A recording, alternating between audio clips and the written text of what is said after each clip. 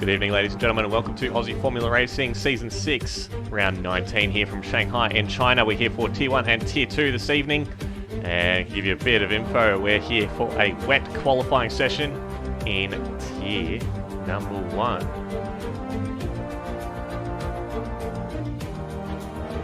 There we go. That was qualifying. We're here for 5.4 kilometre, 16 turn track with 2 DRS zones. And a little bit of history here in AFR. Just going to run through what happened last season. Now we had a big crash on the start straight. The lights out. We had Pacey and T-Mac coming together. Revo swerving to avoid and pushing Apollo Pepsi into the wall. The outside of the track as well. All 4 of those cars picking up pretty substantial damage in the opening lap, and that did bring out the virtual safety car before the drivers had even made it to turn 3. Had as well, a bit later in the race, Impulse, Apollo Pepsi and Flyboy. Great exit from Impulse out of the final corner, going alongside both of the racing points. At a little bit understeer, and he's just tagged the back of Apollo Pepsi, and Flyboy unfortunately getting caught up in that, damaging his front wing on the back of the Alfa Romeo. Had as well great battle between Mikau and Geordie through turn 7 and 8. You see the Mercedes there on the outside of the McLaren. Great respect between the 2 drivers, plenty of racing room left. McLaren running a little bit high on the curve and into the grass. Now having to concede the position there to the Mercedes. He was on a charge to move back up through the field. And I'm going to leave you with this pretty incredible battle we had last season between Potsy and Panda that spanned the whole track. You had Panda there trying to do the crisscross on the Williams at the hairpin. They go side by side through the final corner as well. Great respect from the 2, both allowing to go side by side on the track, fighting all the way down the pit straight. Alfa Romeo taking the inside line. The Williams briefly in front there, but having to just give each other a little bit of room as they go through the corkscrew and back down through turns 2 and 3. They're still side by side, I'll say, well, on the long run to the end of the first sector. Williams there just getting in front, but the Alfa Romeo late on the brakes, dives, just banging tyres just slightly, but still plenty of room and respect between the 2 drivers. But Potsy there holding the inside line through turn 7, and before they get to turn 8, the Williams there finally gets the position after a big solid battle there. Alright, we're ready to jump into the qualifying session here. I'm joined by Seb himself in the commentary box, and we're here for this very wet and wild qualifying session. Yep, wet for the rest of the qualifying session, and we have a dry race as well, Gus, so it should be interesting. We're just having Panda invalidating before he gets his first run under the way. Wonderful, that's what you want to hear. Geordie has got a bit of a problem at the moment. He's having some connection issues at the moment. We've got a couple of retirements already, so we do have, I think they're all serving quali bans. People from T-Mac for qualifying infringement last week at Russia. We're extending that final corner. Potsy, I'm not too sure what his quali ban is for, but he's serving one nonetheless. So if everyone puts in a bank of time, those 3 should be the last on the grid, but the game has a weird way of working things out sometimes. If Big Al was to crash out, for example, who, fun fact, is Ali's brother, would actually start behind Foxy and Fever, but that's just how the game works sometimes. So, just going to jump on board with Wahid, who's currently on a flying lap. We'll see how he fares in this weather. So you expect a few of the drivers to be running quite a number of laps where the fuel is falling. You just see the Williams, they're struggling so much with traction out of the corner. A number of times having to just correct it. But yeah, the drivers should be running a few laps of fuel just to get used to the conditions. And we expect they'll probably come into the pits around about 5 to 10 minutes before the end of the session just to put on some fresh rubber. And you never know, the track could start to dry up as well, which will just make it a little bit faster. So it pays to just take it easy this first half of the session and then push once you've got some time on the board, Seb. Yeah, exactly right. Just get that groove in, get some laps in, find where the limits are, build up to that final lap at the end of the session. Heed going through turn 11 and 12 and into 13. In my opinion, one of the trickiest corners in all of the calendar. Absolutely, it's hard enough in the dry just to make it around there without losing the rear and having a tiptoe around on the wet. We can see why he's there, just ever so slightly tapping that little throttle, making through the corners. Flyboy took our first time off the session with 144.690. Shane Mumford filling in tonight for Smithy with 144.781. And Trin there, the number one Ferrari driver, is 143.272, 1.4 seconds clear of the rest of the field at the moment. Fly heat coming through the final corner now. Taking a lot of the Astro turf from the exit to the final corner, so it's 144.5, so just in front of the others, but still 1.3 seconds behind the lead drivers. Sid puts in a 143.128, and Mikau with a 143 flat. Coming aboard with Mattia Dabri in the Haas, filling in tonight for Artanis is not able to join us, as Jacob Meister filling in the McLaren for Apollo Pepsi with a 143.6, showing he's definitely got the pace still, and Bondon jumping in there with 144.1. Yeah, just seeing those times all come down, people getting at those first laps of their session. Just a note on tyres, this intermediate qualifying, wet qualifying means all the drivers will be starting on the dry tyres, fresh tyres, which means we'll only be seeing really medium to hards, hards to mediums for tonight's race cast. Yeah, absolutely. Just jumping into the chat, we've got a couple of shout-outs to do. Thank you very much, Simon Christensen, for the follow. Same to you, Crush FNT and Maslin 3181 and Mortician 14 as well. Got someone as well predicting Vettel P6, Stroll P9 for the Real Grand Prix this evening. I'm not too sure about that at all. We'll see how that plays out after Tier 2 race this evening. We've got a number of drivers setting the times on the board. We've got Callias as well filling in for the Renault. Not combined at the moment, on board with setting his first flying lap. Currently in P13, got a couple other drivers yet to set times as well.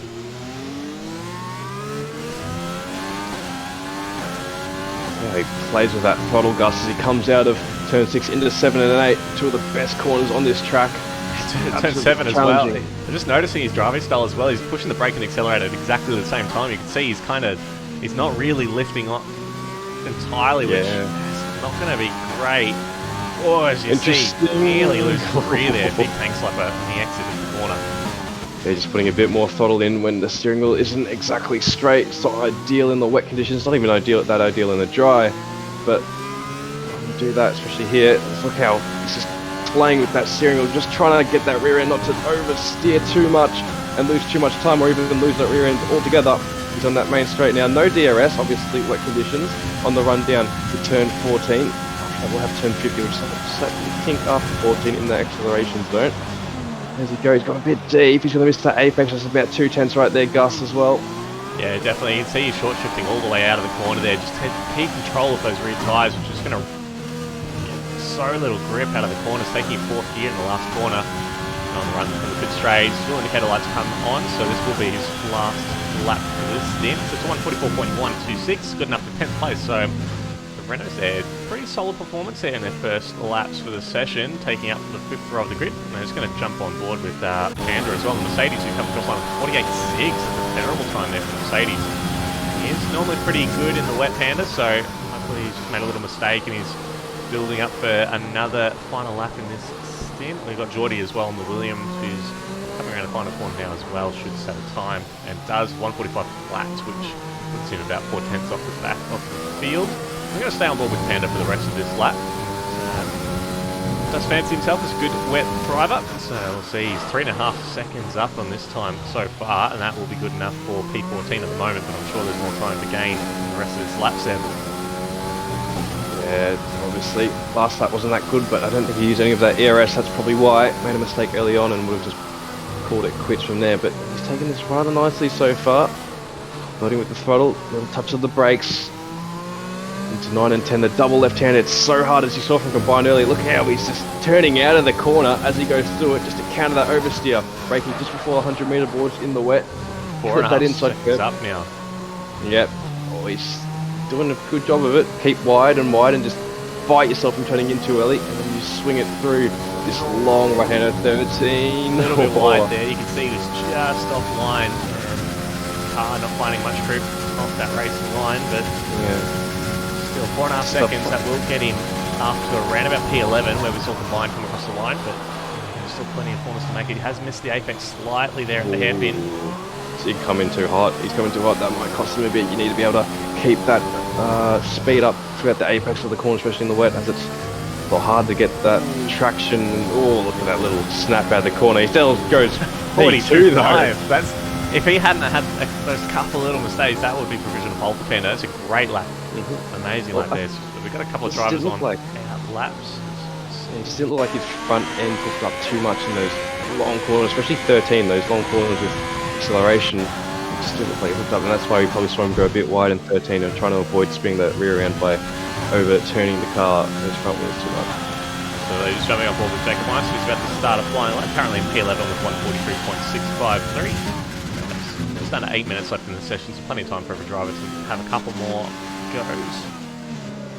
Jacob just taking a little bit of a shallow line there through the first couple of corners, and it's not the optimal line there. You really want to take a little bit wider. Really cut back just to try and keep that minimum speed up. It is one of the trickiest corners on the calendar, let alone at China. And he can lose and gain a lot of time there. You see Jacob there. Oh, he's really struggling to keep control of the car there as he gets the throttle on. Just got a comment in the chat, Mortician. So we do allow for medium traction control, but a lot of the drivers prefer to not use it. ABS is enabled as well, but again, most of the drivers don't use it. It's just Jacob's backed out of this lap, so we're going to jump on board with Trin. I think was on a start a flyer. And Racing Line is also permitted. There's a few drivers who don't use it, but most do.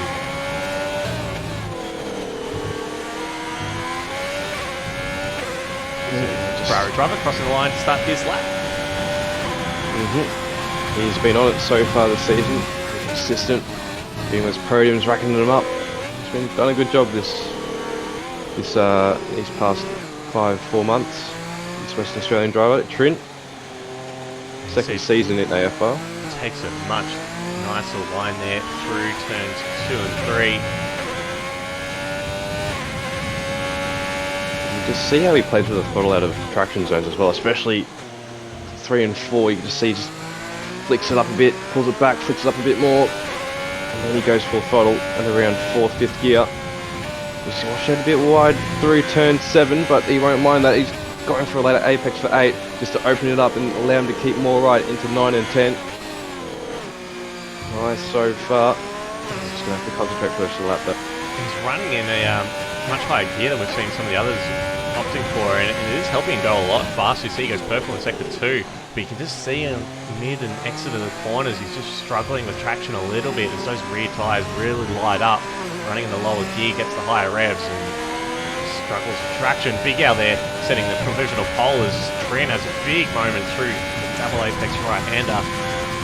That's going to wash off a fair bit of that time that he just made up in the second sector. Gordy again leaves the session, unfortunately having some connection issues. It did help Trin going a bit wide on the start of 13, exit of 12, and touching that curve. That would have hurt his confidence throughout that corner, but Big Al's on for a good one here. Straight into the pit stop screen. I think he knew that that lap was done. But yeah, Big Al, he's on for a good one, Gus. Talking to him throughout the week, he's confident here. Feels like he can get 3 in a row. Yeah, definitely in great form at the moment. Of course, the championship is decided now. Mikau is our champion, but there's still plenty to play for in the second and third positions. That's how Dabry was on a flyer, but has invalidated. Jump on board with Shane Mumford in the other Ferrari. See how he goes through the final corner. Oh, he nearly loses the rear of the car on the exit curve and improves slightly by half a second up into P14 with 144.023. Going to jump on board with our champion for the season, Mikau, who's currently coming to the end of sector 1 and wants to jump on board for the lap.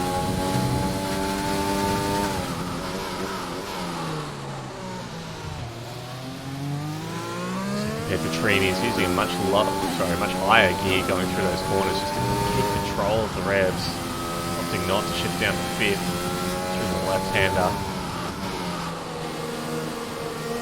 Keeps on 4th.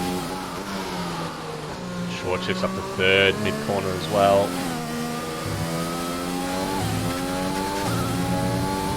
Pretty good lap so far. He is up by 2/10, goes purple in the second sector. Good enough to get back provisional pole with 3.5 minutes to go in the session. He's tiptoeing through this double right-hander. The rear just wants to rotate, but he's so good on the throttle. Takes a lot of exit curve, but just control the rear so much better. Goes to the grid. Speed up, coming comes down the long straight towards the hairpin. A bit deep though, does miss the apex slightly, but that's not too bad if he controls the exit, which he has. Gets on the throttle nice and early in that straight line. It's going to help him. He comes across the final corner again, so much better on the exit curve. Keeps it nice and straight and goes provisional pole. First one into the 41s with the 141.956. See how well he's hooked up in the conditions so far. Very experienced driver, does a lot of racing. He's a very calm driver as well. He's shown that he has the package, obviously the champion this season. And it takes a whole effort to be able to get that, and he's done it. You can see just in his lap as well, the difference in the throttle use throughout corners. Generally, apart from turn 13, these drivers have different kind of tactics. Turn 13 seems to be that they tend to stab at it a bit, pull it back and stab at it some more until they get straight up. Seeing Panda coming up to the hairpin. Another flying lap. Much better line to the last time, cutting that apex as much as he can. Controls the rear, a little bit of wheel spin, but not too much. He's had his time at all. Controls the exit of the final corner. Comes across line P2 with 142.268. It's 4,000ths of a second quicker than Big Al, who's on an outlap at the moment. Just going to jump on board with Sid, who's preparing for a flying lap here. I think he might be the dark horse of this race. So he's done pretty well in his practice. Right now, sitting at P4 with 142.653. So jump on board for a lap. Just over a minute and a half left in the session. Thank you very much for the follow, Lachlan Burke.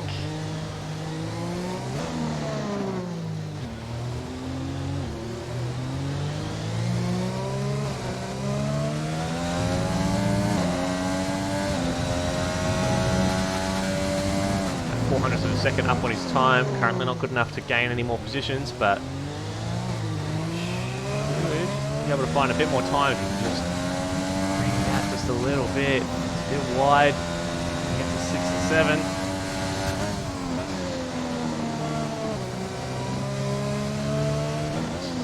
Pretty tidy. Taking the left-hander there as third and short shifting up to fourth. Running at such even higher gear than Nick was running before. He runs a little bit wide in the exit there. Comes up to the end of sector 2, he's a tenth and a half up, going purple in the second sector as well. Isn't enough to get him an improvement though. Matt said Dabry snuck in a 142.409 there for P4. Shane Mumford has retired, looks like he's actually crashed out in the second sector there. Ferrari. And he's done enough there with 142.2, retiring.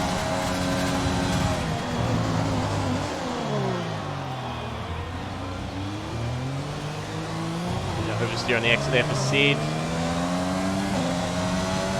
Controller comes to the final corner. 5 seconds left in the session. Is he going to get across the line and do another lap? I think that might be it. He just makes it across and he does improve by 0.3 going up to P4. Jump down. Got the racing point. Mick Cow is about to complete a lap. Let's jump on board. Comes to the final corner. Turns it in. Very early on the throttle there. Into straight, improves by nearly 0.2, goes provisional pole with 141.776. Jump a little bit further back, we've got Wahi coming around the final corner now. Slight improvement there up to P11. Oh, it's the other one. Combined there, improves by 1.1 seconds, goes to P11 with 143.020 for the Red Bull of Big Al. About to come across the line now in the final sector. A little big moment in the final corner. Has to catch a big slide, does not improve. Got the half now, Mattia Dabry, I believe. No, he's going straight off into the bits. We got the AlphaTauri now of Matsoid. Oh, again, a big slide coming out of the hairpin. He's going to flick it in, he is. Still thinks he can improve here. Not as early on the throttle as we've seen from some of the other drivers. Improves by half a second going P11 with 143.010. The other Williams, Doherty going P2 with 141.919. Jumping forward with Trin now. The Ferrari coming around the final corner is currently a couple of tenths up. It goes across the line. Improves by 2.5 tenths to P7 with 142.666. We do have Kalios still on the lap. He's a couple of tenths up as well. Flicks it into the final corner. Misses the apex slightly. Runs a bit wide. Did invalidate. He's done well, but he's out at ERS. Comes across the line with 7 tenths improvement. Good enough for P13 with 143.168. And I think that's pretty much everyone. Oh, we've got Fonda comes across the line, does not improve, P10. And that is the end of our quali session. Interesting times being put on the board so far. Absolutely, let's run through it. So Mikau on pole position with a 141.776. Great time there from the Racing Point driver. Williams of Geordie, after finally sorting out his connection issues, P2 with 141.919, and Panda good enough for P3 with 142.268. Then got Big Al Sid, Matsia Dabry, Trin, Jacob, Pacey, and Pondon rounding out our top 10, followed by Matzoid combined, Kalios, Wahid, Shane Mumford, Flyboy, Plotzy, Fever, and T-Mac. So about 2.5 seconds separating the whole grid, so a little bit more than we're used to, but it's obviously a wet session, so we expect that to happen. We are expecting a dry race, so it'd be interesting to see what the strategy is going to be like. Seb, any pointers for what we might expect for tyre choice? Medium hards is the way to go, or hard medium, depending on if you want to be able to go long and bet on a late safety car or something rather like that. If you are going to go hard mediums, though, you need to be able to back yourself and warm up those tyres quickly enough that you can stay within a DRS train that will start on lap 3. All right, well, while we wait for the drivers to confirm their strategy and load up their fuel, I'm just going to have a run through the standings for the championships. Of course, Mikau has won the championship already with 351 points. It is not possible for Fever to catch him, who's currently in P2 with 235 points. Big Al, third place at the moment, 193.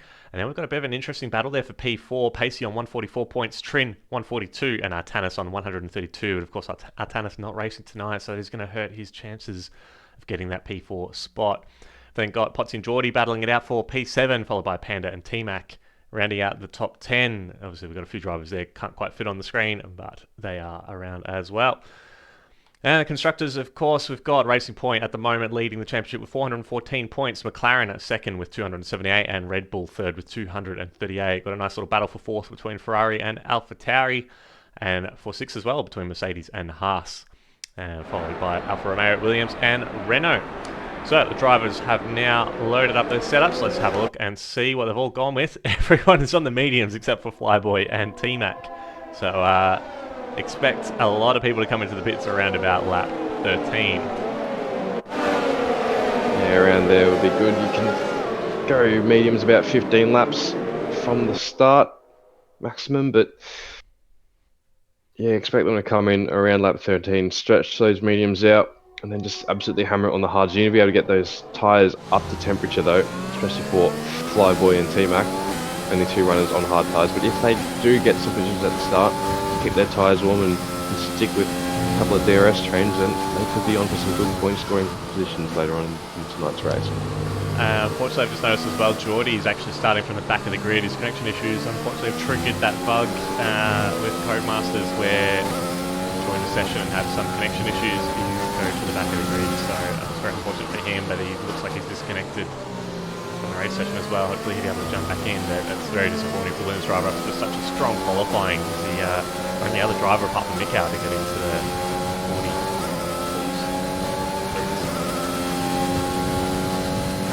Anyway. But yes, F's in the chat, thank you band. It's very unfortunate there for Geordie, but he has rejoined, so hopefully he'll be able to make up some ground for the back there. Coming around the hairpin now, Mikau having a pretty quick outlap there for the formation lap, sorry. Feels pretty spread. A few gaps forming. He's going to be sitting there in the front row with his cold mediums for a long time.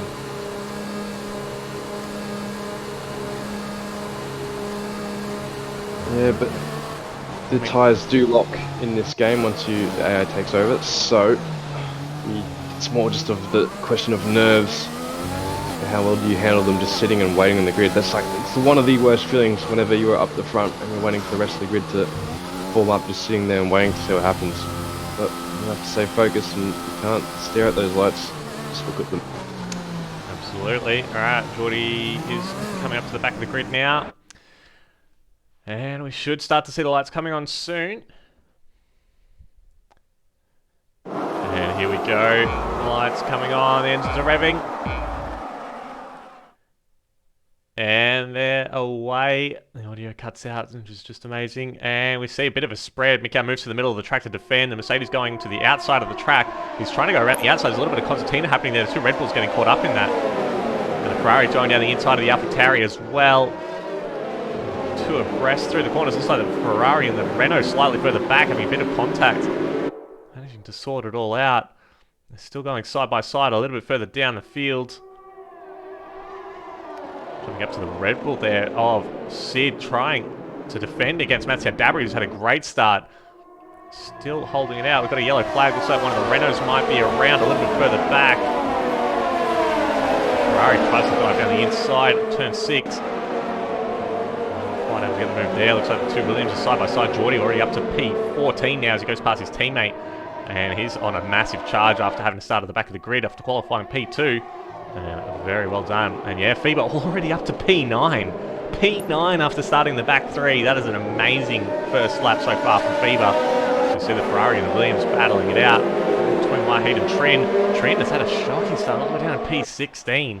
Let's have a quick look and see what's happened there. Yeah, Trin's lost 9 positions since the start of the race. Just having a look now, Panda and Big Al trading places on the straight, heading down into the hairpin.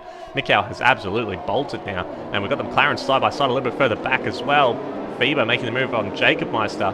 And it looked like the Ferrari of Shane Mumford trying to get a little bit of ground, but Combines managed to get it back. Oh, as you see the Williams there of Wahid at the back, getting off track, losing the rear slightly. Come around to complete the first lap. We see someone dart off to this as a Mercedes of T-Mac. Unfortunately, it looks like he's picked up some damage. See the Renault now combined, trying to go down the inside of the Ferrari. They're going side by side through turn 1. Ferrari going very, very wide. That's the dirty part of the track too, so his tyres are going to be pretty short after that move. Renault has been able to get it done.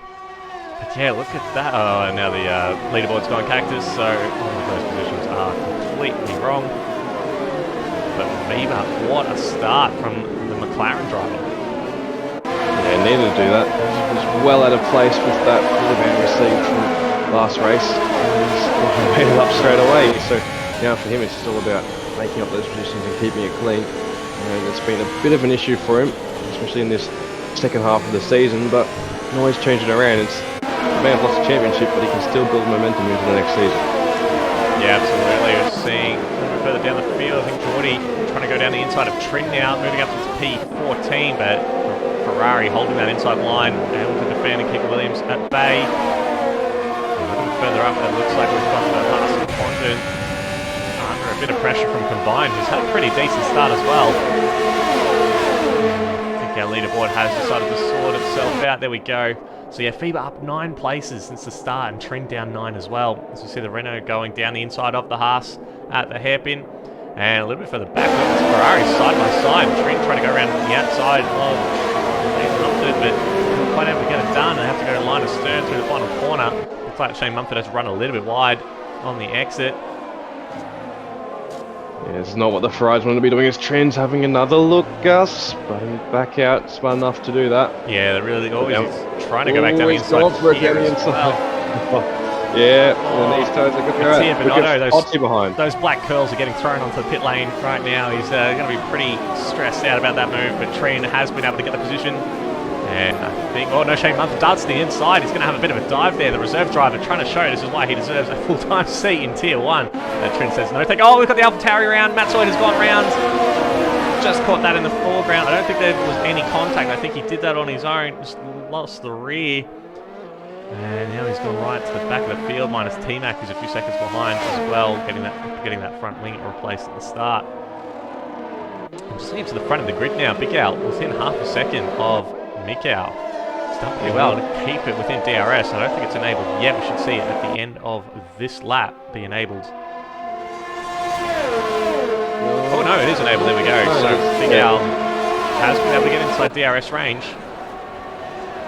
Meanwhile, we've got Ferrari around. We've got Shane Mumford spun at the before the straight. Ooh, Gus, we got FIBA. He's gone too deep on Pacey and he's nearly collected Kalios. Kalios nearly collected him. He was on the outside. Now they go side by side into the final corner, turn 16, and FIBA will keep that position, at least for now. Kalios is all over the back of him as they go side by side down the main straight. Who's going to take the lead into turn 1? Looks like it's going to be FIBA for P7, and he'll keep it with that inside line. Kalios can't do much around that outside. Yeah, Kalios tried to switch to the inside, but he had a little snap of oversteer mid-corner as well. I'm not sure if he picked up a bit of dirty air from FIBA in front, but wasn't quite able to send it down the inside. Yeah, Kalios is out there. Fever up to P7. Great start from him. Just going to jump a little bit further back to Condon.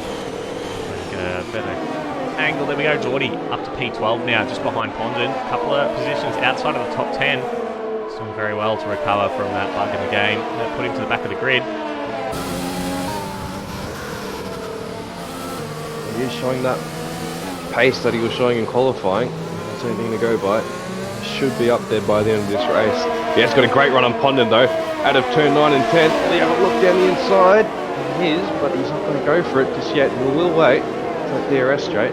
Condon, I don't think, has it on combined YouTube, and this could leave him a sitting duck for Jordan. Yeah, absolutely. Just 3/10 behind now. Wrong shot. Of course, it's going to give me a rear shot from the Williams and a front-on shot from the Haas. So there we go. We're going to jump to this other offboard. Come on. There we go. Gets the move done. Little lock up from the Haas as well. Condon tries to hang around the outside, but Geordie just has too much pace and a superior position as well. Moves up to P11. He's on to combine now. He's got to fight to get within that DRS range, which he already is already. But meanwhile up ahead, Nick and Big out. Staying line astern, keeping it close. 5/10 separates those two. Behind them, Panda has got a little bit of a train himself with Sid and Matt Dabry looking at the chops, trying to get past him. Obviously, Panda with a great qualifying. He wasn't too confident coming into the race, but I'll tell you what, he's doing a good job so far, Gus. Yeah, absolutely. Keeping it within that DRS range. That's all he has to do, and we've seen him execute it so well. Just waits until the right time to make his move. We saw at Russia, he got 2 positions in 1 corner. By just biding his time, just waiting for the right moment, not using too much of his ERS, not wearing out too much of the tyres or using all the fuel. He does exactly the right thing when he needs to. And I think next season he might be on for a very good result if he keeps this form up. It's all about making sure he keeps it together. He's getting a bit out of shape through 13 though. That's a bit hairy. Meanwhile, his teammates within good DRS and overtaking range of Panda. Opens the DRS, 4/10, but he's not using any of that ERS, so he'll definitely think about waiting for another opportunity. Meanwhile, down the field, Trin is within striking range of Pondant. Down the DRS straight, both of them have DRS. Looks like Trin's going to get a good run on. He's going to have a look down the inside. Braking just under that rolling stone. Trin edges ahead. He might have gone a bit too deep though. Pondant's gone for the switchback. Look at that traction he has from that switchback. Trin can't do anything about it. He'll have to wait. Now, as they go through 16. Now he's got the better run. They both get pretty equal runs, but Pondant doesn't have DRS this time around, and Trin does. He used a bit of that ERS. We'll get that right into turn 1 down the inside. I don't think Pondant can fight this. He can't. And Trin will take P12 for now. Yeah, Trin up to P12. A little bit of contact there from Potsy. Tried to go down the inside of the Haas and just hit the rear right tyre and nearly had a spin. Was good enough to catch it though. As you see, Geordie has left the session again, unfortunately, after getting up into P11. That's it. He's lost it. As you see, Pondant covering the inside now. As Potsy trying around the outside. And that was a pretty easy move. I mean, he shouldn't have been able to do that. That was a great move by Potsy. Well, that's the advantage of having the outside line sometimes. If you get far enough alongside the guy on the inside, then they sometimes have to yield to you when they're on the outside and take a slower speed at the apex of the corner. That means you just swoop around, as we saw there with Potsy. Meanwhile, up ahead, Panda, Sid, and Matt Hadabri still haven't exchanged positions yet, but it could be looking likely soon, Gus. Yeah, definitely. You see the Haas there also behind, getting under a lot of pressure from Pacey and Fever on the back of that train as well, up into P7. Sid just doesn't seem to be getting the exit he needs out of that final corner. He gets DRS, but just can't quite get close enough to get the move done into the hairpin. And interesting enough, Panda's not using a lot of that ERS that I've noticed on that straight. Neither is Sid, obviously Sid with DRS, so he might just be trying to save it, but oh, he's gone a bit wide. He's going to use it now just to try and maintain a decent gap to him. But now we have a 5-car DRS trade. Yeah, we see Jacob and Shane Mumford picking up penalties for track limits. Just going to jump a little bit further back as Potsy making a move on Trin into turn 1. Pretty comfortable move there. Thank you very much, Smitty, for the sub, and thank you, Rondo, for the follow.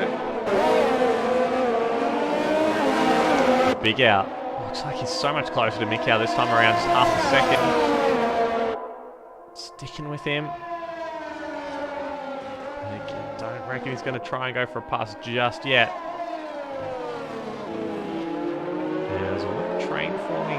now well behind Panda. Yeah, look at this now, from P3 down to P7. They're all on board. Sid gets an off-track. Gets a 3-second penalty for that, and now he's dropped off a little bit from the back of the Mercedes. Just the wrong button again. There we go. Sid.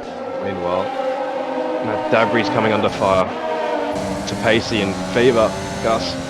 Matt Dabry's under serious strife right now. He's lucky enough that he's within DRS range. Yeah, he does still have DRS, so that should help him defend a little bit from Pacey, who's not quite using his ERS yet.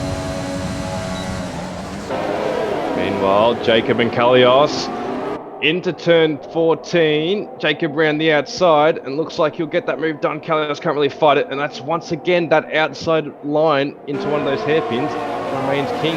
Yeah, it was a bit of a high-risk move though. You can see there were interlocking tyres there through the hairpin, which could have been disastrous for both of them. It looks like Jacob's had a compromised exit, and Kalios going around the outside has been able to get it, which turns into the inside of turn 1, but Jacob might be trying to hang it around the outside. He's getting plenty of space from the Renault driver, but the outside line is a little bit slower, but it does become the inside line for the next corner, and now the McLaren back in front. Still side by side, the McLaren nearly pushing him off the track there at the corner.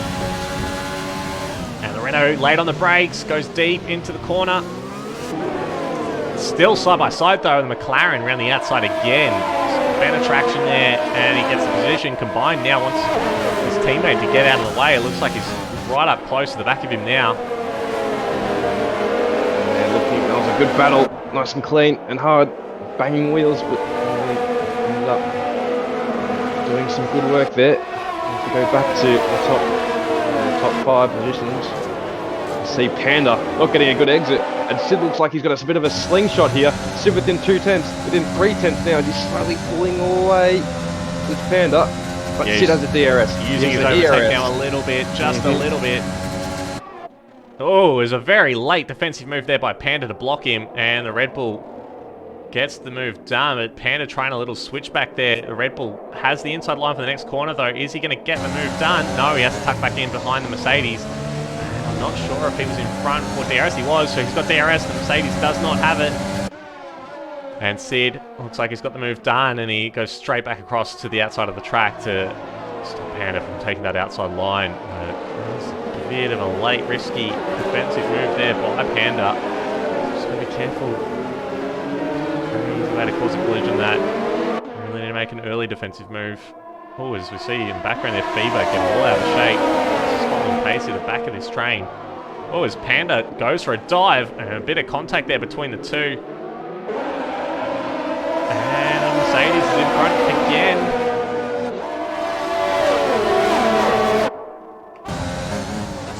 Sid's not going to be too happy with that. He just let his guard down a little bit there. He should have covered the inside. Able to get it done again, and now Sid's still within a couple of turns. We've got a yellow flag, or Ferrari's round in second 2.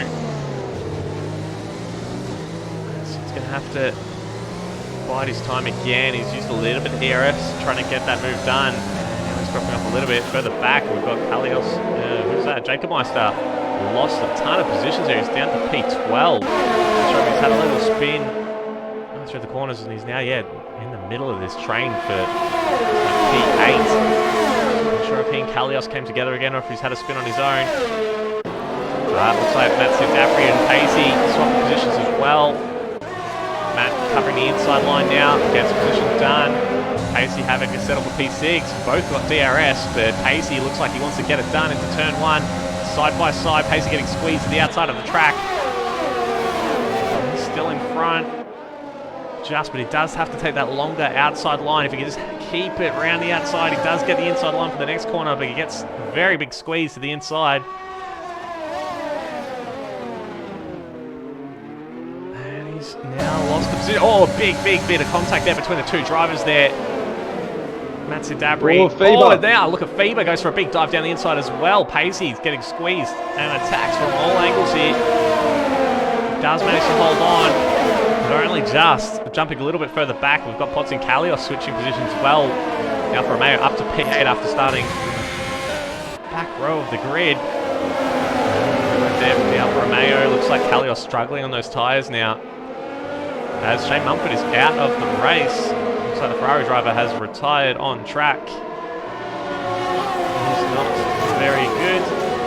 Might be looked at by the stewards. I don't like it when reserve drivers do that, but hopefully we won't get a safety car. I think we lost one of those pause menu tyre ones, but we do have some serious trains building here. One for P3 and one for P8, Gus. And seeing some good racing, at least right now. Yeah, it looks like Sid's some more. Sid's trying to save up his ERS. I think he might have another got Panda in a couple of laps' time. Big Al still hanging in there in the back of Mick out. Leading the race. Oh, he's so close to the back of him. Just 2/10 at the end of that pit straight. I think he might actually try and go for a move.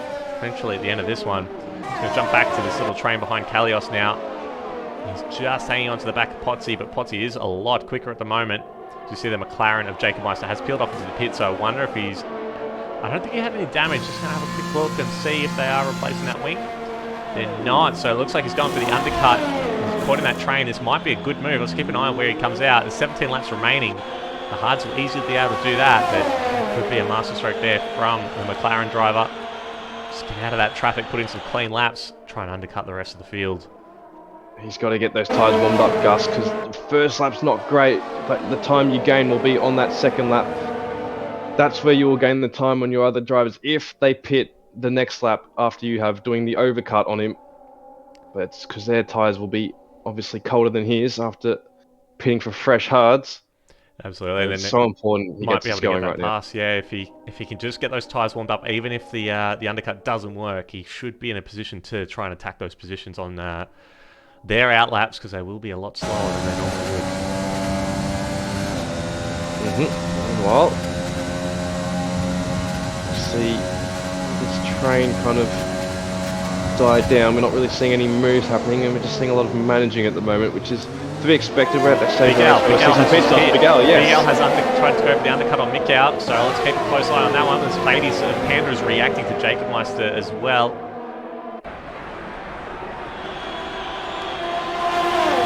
And the Williams of Geordie has peeled off into the pits as well, and so is the Haas of Pondon. So we'll start to see the strategies unfold in these next couple of laps. Do that, didn't he? He was just sitting behind Mick. It didn't really look like he was going to get a move done here, although he got close at times. Yeah, I think that could really shape up the race. He might, I reckon. I wouldn't be surprised if his outlap is going to be pretty mega. You have to keep an eye on it. Panda's caught some traffic as well. He's trying to get past Flyboy through turn 2 and 3. Oh, a bit of contact there with the Alfa Romeo. The Alfa Romeo has actually spun. He's done a little half spin, and that was unfortunate there for Flyboy. Panda trying to get clear of this traffic. Apparently, Big Al had wing damage, according to Ali. Not so sure about that. I think, well, potentially, judging by that. The gap's only a second and a half between Big Al and Panda. It's possibly had a longer lap, but I don't know if Big Al would have got that damage unless he hit the back of Mick out at some point. We'd have to think it'd have happened, but that's not good for him. He's going to drop off at least 5 seconds if that's the case, and it looks like it is. Mick out is coming into the pits now, so he's reacting as Geordie has been disqualified from this session. I think he actually disconnected, so that was his AI getting disqualified there, so that's really unfortunate for him. So you see Mattia Dabry peel up to the pits along with Bieber and Pacey. Oh, there's an overtake there, Mattia Dabry ran a little bit deep there at the pit entrance. I'm not sure if Pacey got the pass there. Often you see overtakes happen there. Fever's taken lead of the race from Potsy and Trent. Combined Wahid, Mikau and P6. It is allowed to overlights, that's correct. Even under safety car, you're allowed to overtake in the pit entrance. So Big Al, yeah, is about 5 seconds behind Mikau. So yeah, apologies to Ali in the chat. He did actually have wing damage. Can never tell. Get told that he has issues all the time. And it's like listening to Mercedes radio sometimes with Ali in the chat. Yeah, it can be like that sometimes. Mind games, obviously. Psycho, Tier 2 driver, is helping out Mikau, and he'll be watching the stream right now, providing him with very useful information. So Sid is still within DRS range of Panda, currently in P8. Jacob Meister's in P13, so he's been able to undercut Ponton by the looks of it. He's within DRS range of Kalios now. So seeing some yellow flags. I think there might be a decent car going around the track, I think. Wasn't that? Meanwhile, Mikhail has got a run on Wahid on that back straight. DRS open, having a look down the inside. Wahid won't fight it. Snatch that position from him. Yeah, that's the ghost car of Geordie by the looks of it. At the hairpin. I don't know why it's still on track. It should be gone, given it's disqualified. As you see Wahid peel off into the pits now. Got 14 laps to go, so at the halfway point of this race, Mikhail now has a what's that? It's nearly a 7 or 8 second lead on Big Al. Just put in the fastest lap of the race though with 133.831. So he has done pretty well with those hard tyres. He's got them up to temperature nice and early. But yeah, he's 6.5 seconds back now, so nowhere near as close as it was before, but yeah, maybe that wing damage was the reason why he couldn't get past. But looking back, Panda now under a lot of pressure from Sid, just 3 tenths between them. What's interesting is Faber's now staying out for at least half the race on medium tyres. We'll see how long he goes before he does pull in to go and pit for those hard tyres. Yeah, maybe he's waiting for a safety car or something like that. He was in a good position. I think he probably could have come into the pits with everyone else. He had the pace to keep clear of everyone, but maybe he's just going for a bit of an overcut just to try and get a bit more clear air. Stay away from the traffic that we saw Panda have to struggle to get through. And right now, talking of Panda, he's been put under a lot of pressure by Sid. Sid with a good run through 13, but Panda equals that. However, Sid will have DRS. He's using his ERS. He's got that overtake on. It looks like he's going to have a great run before they even get to the DRS line. He does. I don't think Panda can fight this. He won't. Sid down the inside on the run to 14. And I don't think Panda will have anything to fight him with, at least for now. But Sid has taken too much curve on the inside guard.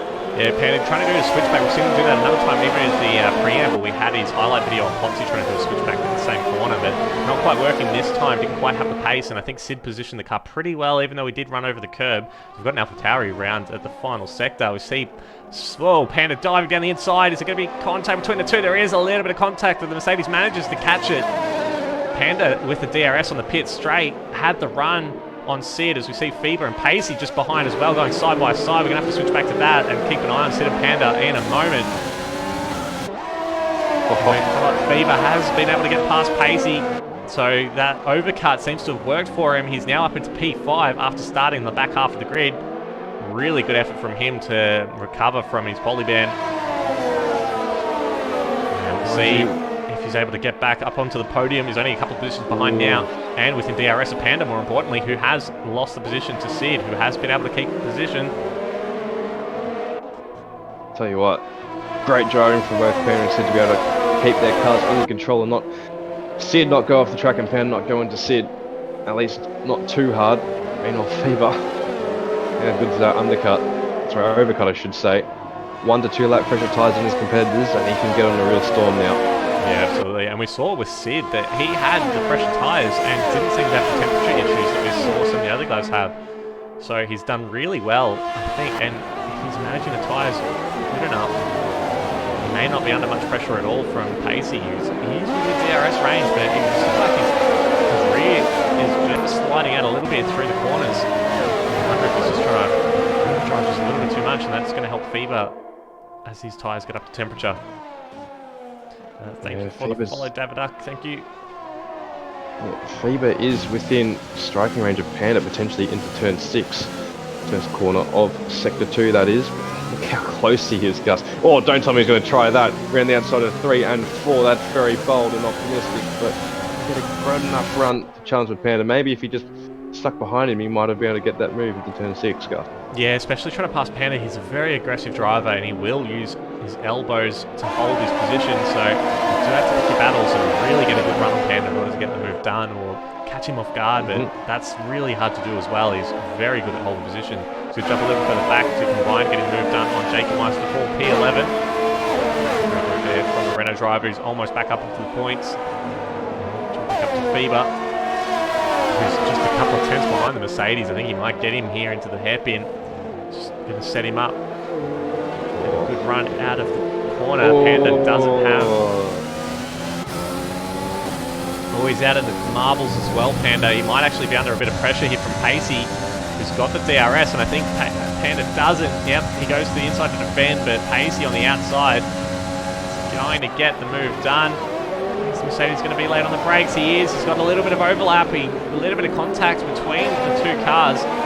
Pacey around the outside has got his car almost entirely in front now. The Mercedes trying to brake late on the outside. A little bit of contact, and they've both gone around. The AlphaTauri able to catch it, but the Mercedes there, I think he should have backed out of that one. He should have yielded to Pacey, and Matteo Dabri says thank you very much. Gains 2 positions as he goes into turn 1. Yeah, interesting incident there. I was looking for pace from Matt Dabri's point of view. I didn't get a great look of it, so I can't really comment on it too much. Meanwhile, Trin and Kalios going out into turn 1 and 2. They're side by side. Trin's got the inside for 3. Kalios is trying to hang it around the outside of 3, but he just doesn't get good enough traction. But he will use that ERS through turn 4 on the run down to 5 and 6 just to try and get a run at Trin. Will he send one? Will he send one? He's looking. He's going to back out of it. He's going to hit Trin, but he doesn't get any wing damage. And more importantly, they hit again. Contact again twice. So they've got all their end plates intact, but that was close. We also had Panda there getting back up into P10, getting past Combined there, just off the camera. Mercedes driver pretty desperate to get these positions back after that little spin. Well, Combined, very close. We could see an overtake here as long as Jacobs was in around 3/10 at the exit of turn 13, Gus. Yeah, absolutely. Jacob Meister just 2/10 behind. He's got a very good run on the Renault driver. The Renault driver should have DRS, and he does. But he's a little bit far back, so he won't quite get as powerful a tow as McLaren will. He's going to have a late dive. He doesn't. Decides to... Now it's not quite the time. Oh, but the Renault runs a bit deeper. The McLaren has a much better exit.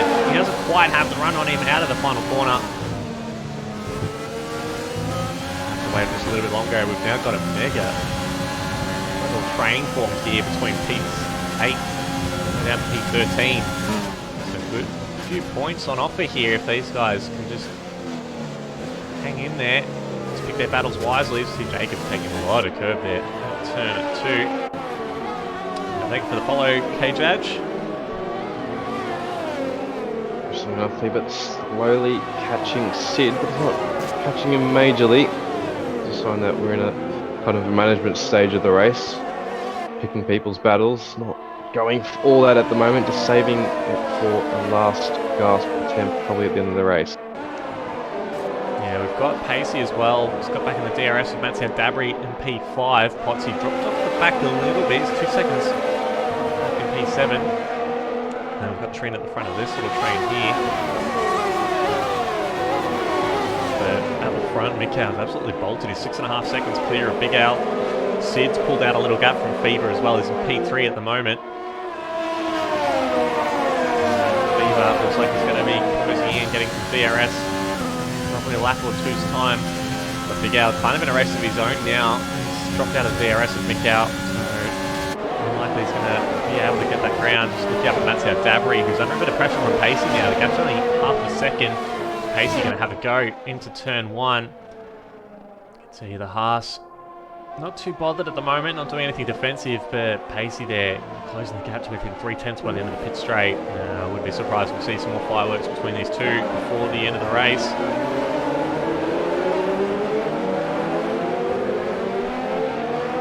Panda. See that? Ooh, sorry, Panda just dropped out of DRS range there from Kalios. He's really struggling to hang on to the back of this train now, and he's under pressure from Combined and Jacob Meister and Pondon now. We're down to 13th place. I was just going to say on Panda that it doesn't seem like he has that rhythm. It's just, as you said, dropped out of that DRS range of Kalios. He's kind of cutting up this field a bit. I'm not seeing a lot of close fights apart from that fight for P8 involving Trin, Kalios, Panda, Combined, and Jacob, and Pondon's kind of flirting with getting involved in that as well. I just wonder if Panda's cooked his tyres a little bit after that spin at the final corner. I just wonder if he's... yeah, you see there, big moment on the exit. Just before the end of sector 2, I think his tyres are just starting to let go. And it's going to be hurting him. He's going to drop off the back of this DRS train, and he'll be very vulnerable to Combined there. He's having a pretty good race at the moment. That gap's nearly 9/10. Oh, he's had a moment there in the gear shift, so it looked like he went down to 6th instead of going up to 8th out of the corner. And let's have a look at combined. Is he going to have a go into the hairpin? He does have a late dive. The Renault driver, very aggressive move, takes a lot of the curb. Panda goes right out onto the outside curb, and he's got the inside for the final corner. Mercedes is able to hold position. He's still within DRS of Kalios, so he should be able to defend, but the Renault looks so racy. He's going to go for the inside line now into turn 1. Oh, it's so close to making contact. He's got the inside line though into 2 and 3. Mercedes now on the inside, but Renault's got a bit of space on the outside, but Panda just forcing the issue, holding position. I think he may have used a bit of ERS. He dummies to the inside, goes around the outside as the Renault driver. Oh, a little bit of contact there. Bit of hip and shoulder from the Mercedes, but the Renault's got the inside line now. Panda on the outside, tucks in behind the Renault, but he's off the racing line, and that'll dirty his tyres. And Panda now out of the points. Great driving there from combined. I thought he would have backed out. He used up almost all of his battery, so he will be a bit vulnerable on the long straight. They're still within DRS range of Kalios though, who's just hanging onto the back of Trin there, so he may be able to defend, but without much ERS left, combined could be vulnerable. Jacob Meister as well has dropped out of DRS, and he's going to be vulnerable to Pondon a little bit further back. But great driving there from combined. Puts his way into the points. What a wonderful move from him. Round the outside, that's tough. He dummied the inside, but never mind, because Panda could be coming back at him. Here they go into 14. Panda's going to have a look down the inside. He's getting his nose in there. Combine's giving him the respect, a bit more room than he did last time, but Combine has that outside line and that traction just to see him off for now. Yeah, it was almost a half-hearted move there from Panda. He looked like he was going for the lunge, but I think he kind of backed out of it because he realized that he was a bit far back to make it work. Combine did give him the space, but it just looked like Panda was a bit further back. Looks like he's had another dive into turn 1. Oh, he's late on the brakes. There's a little bit of contact there, and he's nearly gone around. A great save by the Mercedes driver, drifting it around turn 2. He almost didn't save it. It looked like he was just going to hang in there all the time. He's gone back on that overtake again. It looks like he wants to go on a move. He's going to go down the inside of Combine this time. He's going to go through it. Combine's gone the outside. They're giving each other respect. That's great to see. Panda gets some good traction, but Combine is hanging his nose in there. Into 7 they go. Panda edges ahead. And this battle will rage on for a bit longer, Gus, sorry. Yeah, absolutely. Great comeback from Panda. Like he just had a little bit more ERS than Combine did. Was able to get that move done in sector 2. Great effort from him.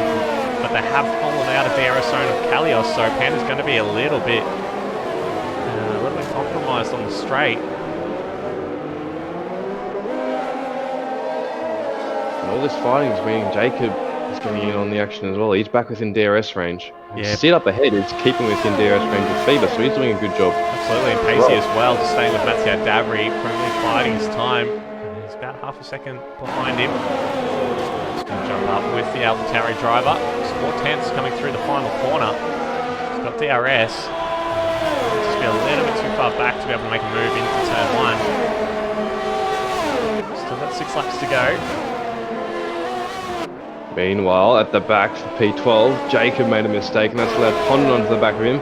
Pondon's using both his DRS and ERS to get a good run, and he will have one into turn 1. Pondon will take P12. Jacob is going to fight it on around the outside though. They still go into turn 2. Pondon with the inside, Jacob with the outside. This will change as Jacob gets the inside for 3 and Pondon the outside for 4. Pondon should get the superior traction with that outside line, but Jacob edges ahead. He takes a tight line through the corner, and they're still side by side now. 3-5 on the run to 6 car. Yeah, absolutely. Pondon there, still down the inside of the McLaren. It looks like the Haas, though, has got the traction he needs, and he does. Yeah, the McLaren tucking in behind Pondon. And Pondon moves up to P12. Jake Meister just looked like he's struggling. He did pit first out of that little midfield battle pack. Been on those hards for 10 laps, and I think he's just starting to lose a bit of performance out of them. Can jump a little bit further up. Pacey looks like he's getting pretty close to the back of Mattia Dabri, but not quite. He's using his overtake though, and his DRS. It might just be to stay within range. Mattia Dabri going very defensive on the inside. Tell you what, if Pacey used a bit more ERS there, he might have been enough onside to challenge Matt Dabri, but Pacey is smart enough, he can see that, and he will know that Matt Dabri has a time penalty to his name. So I wouldn't be surprised if Pacey just decides to stick behind him for the rest of this race. Meanwhile, Jacob Weiss has been able to get back in front of Condon at the hairpin. And these two are going to be going tip for tap for the rest of the race. We've got 5 laps to go. Jacob Weiss pulling out a half a second gap, so Condon's not going to be able to come back at him at turn 1. He's going to be able to close that gap just a little bit. Thank you very much for the follow, Vasco Correa, and also to Just Lena and toe tag as well. Thank you very much.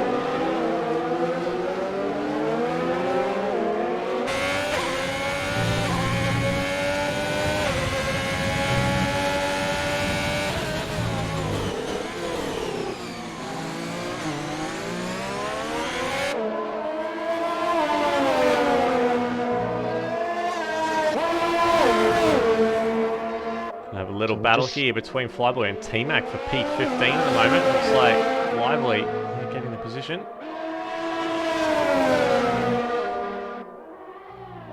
We're just seeing right now is just all these little battles. We have 2-car battles most of the way through the grid.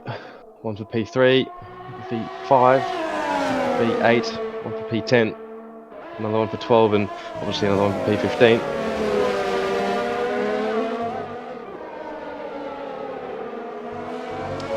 We're seeing T-Mac with a good run through 9 and 10. He might fancy a move into turn 11 here. The DRS section point is after the corner though, so he might wait as Flyboy just gets out of his way. Goes a bit deep. It is before the detection point. I wonder if that might be Flyboy just trying to get a bit of DRS, but I don't know. That running deep has cost him about second and a half there, and I think Flyboy, he has got DRS, but he's now almost a second back, so he's lost out there. Meanwhile, Combine and Panda still battling at turn 1. So Combine's got back into the points. Panda just a couple of tenths behind him.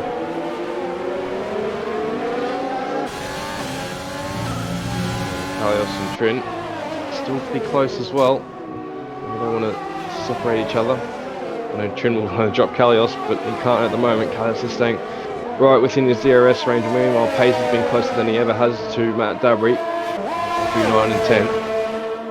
Absolutely. Just a couple laps to go. I think Pace is going to start putting a bit more pressure on him, try and get that P5 back, but don't forget, Matt Dabry does have a 3-second penalty, so it could just be Pacey just biding his time, just knowing that he should probably get the position after they cross the finish line. We also have Sid with a 3-second penalty, Jacob Meister with 6 seconds, Wahid and Tina also with 3-second penalties. FIBA up 14 positions since the start of the race. We also have Potsy up 9 positions, T-Mac up 3, Kalios up 3 as well. Big losers here, Panda down 9, Fondon down 4, Matsoy down 7, and Jacob Meister down 5 as well.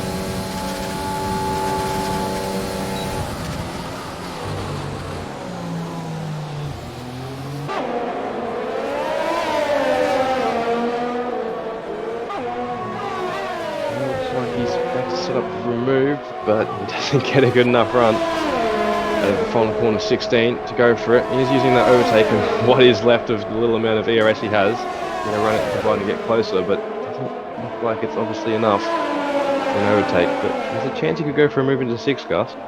Yeah, absolutely. We've seen Panda do it before.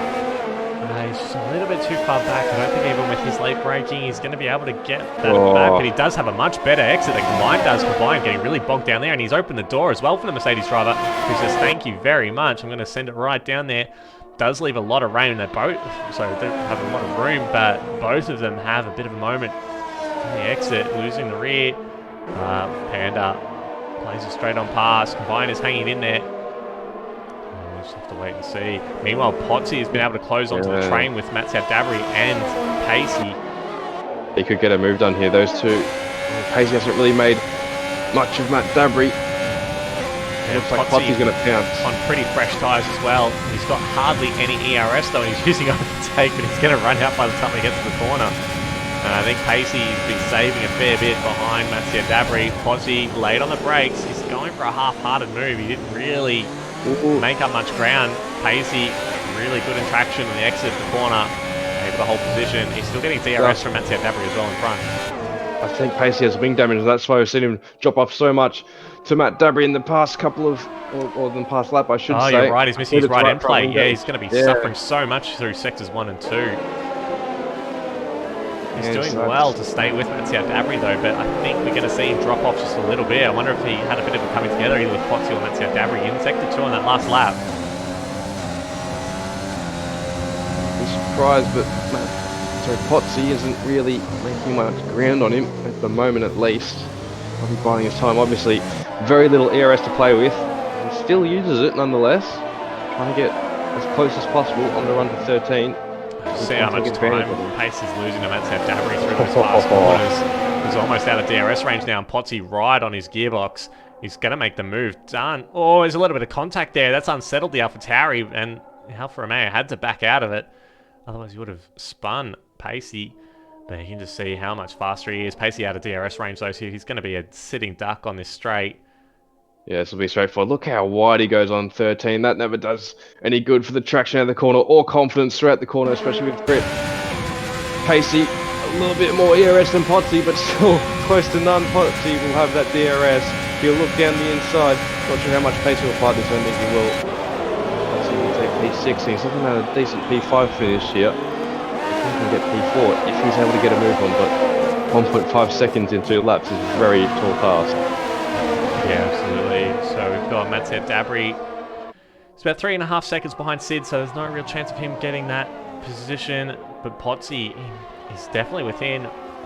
He may even, if he can get closer to Matsiel Dabri, he may be close of getting Sid's position as well. Both of them having 3-second penalties. He could be on the... Oh, he won't be on the podium. Sid's P4 at the moment. FIBA just hanging on to P3. Big Al and Mikal way out in front though.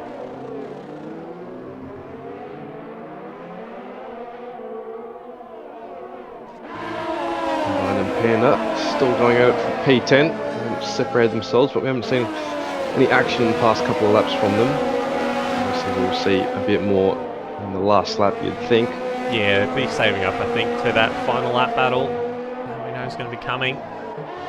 Flying so close to getting into the points, I think he'll be pretty happy with himself if he can get there.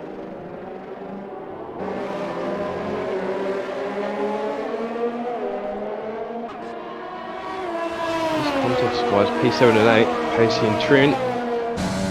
They are both 4th and 5th in the driver's standings, and Pacey just leads him by 2 points.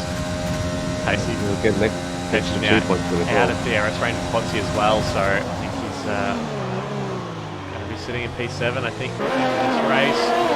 For him, just keep an eye on Sid now, who looks like he might be making a little bit of a push on FIBA, just 4 tenths behind with DRS. He's used all of his ERS though to close that gap, so he might struggle to get the overtake done this lap. FIBA, of course, doesn't have any penalties, so even if Sid does get the move done, he's got to somehow get a 3-second lead by the end of the lap to get on the podium. Yeah, also down the field, as I was saying before, Panda combined about to heat up. They're very close to each other as they go through turn 2. Both have saved their ERS for this final lap bout. Absolutely, we are on board with combined. Closing that gap. Panda make a move there. Ooh, he hit later on the brakes there. Mercedes nearly running into the back of him. Mercedes looks like he's really struggling now. He's been on those tyres for 15 laps, plus he had a couple of little spins, so he's going to be hurting his tyres a fair bit.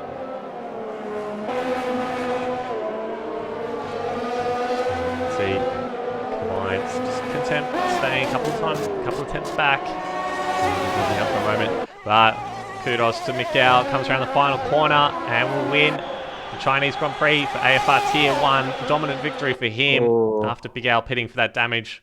Unfortunately not quite able to stay with him for the rest of the race, but Big Al does set the fastest lap of the race at the 132.7. Tell you what, Panda has absolutely burnt combined out of turn 13, and that just means combined can get him, as you're just about to say. FIBA P3, Sid P4, but WP5, but he'll be jumped by Potsy.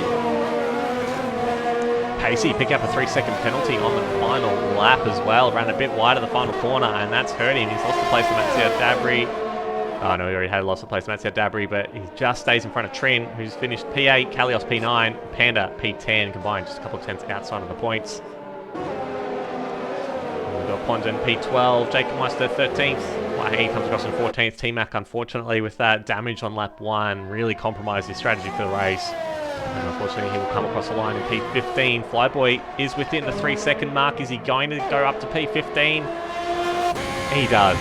He just managed. He was about a tenth off. Thank you very much for the follow, Jared Frame. And Fever, driver of the day, well deserved, starting the back 4 of the grid. Absolutely amazing to end up P4 at the end. I think it was P4. No, he was P3 on the podium. Well done to Mick Al.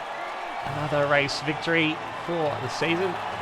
And Big Al P2. Unfortunately, his run of victories in a row ended. But he's been on the podium so many times this season. He's done really, really well. And of course, Fever, very well done to get that McLaren onto the podium at the end. Big Al gets the bonus point for fastest lap. As we saw in the chat, he was saving up for it, so very well done for him. We've got Sid in P4, Potsy P5, Matsia Davry 6th, Pacey 7th, Trin 8th, Kalios 9th, and Panda rounding out the points in P10. They've got combined Pondon, Jacob Meister, Wahid, Flyboy, T-Mac, Matsoy, Geordie, and Shane Mumford rounding out our grids. Well, thank you everyone for tuning in for the Tier 1 race. Thank you to Seb for co-commentating with me. We're going to take a short break. We'll be back in about 10 minutes time for the Tier 2 race, so please stick around. We'll see you then.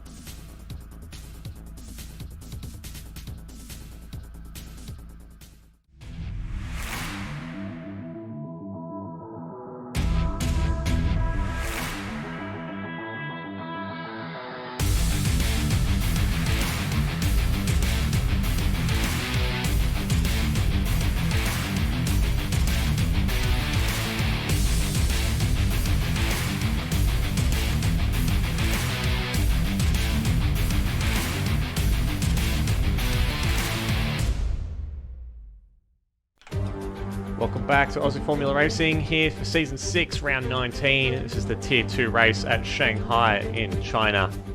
Just loading into our quali session now. A bit overcast, but no rain at the moment. We'll have a race forecast for you shortly.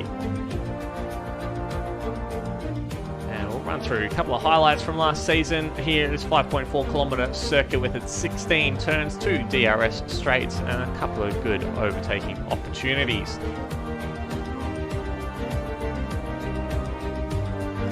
See in our highlights package, Sim Dogger making a move on FIBA into turn 1. Forced to go on the outside of the corner. FIBA tries to cover the inside, runs a bit deep, and the switch back there from the Williams driver. Absolutely mega. The Haas does get the inside line for turns 2 and 3. And the Williams just gets so much more traction around the outside and is able to keep the position.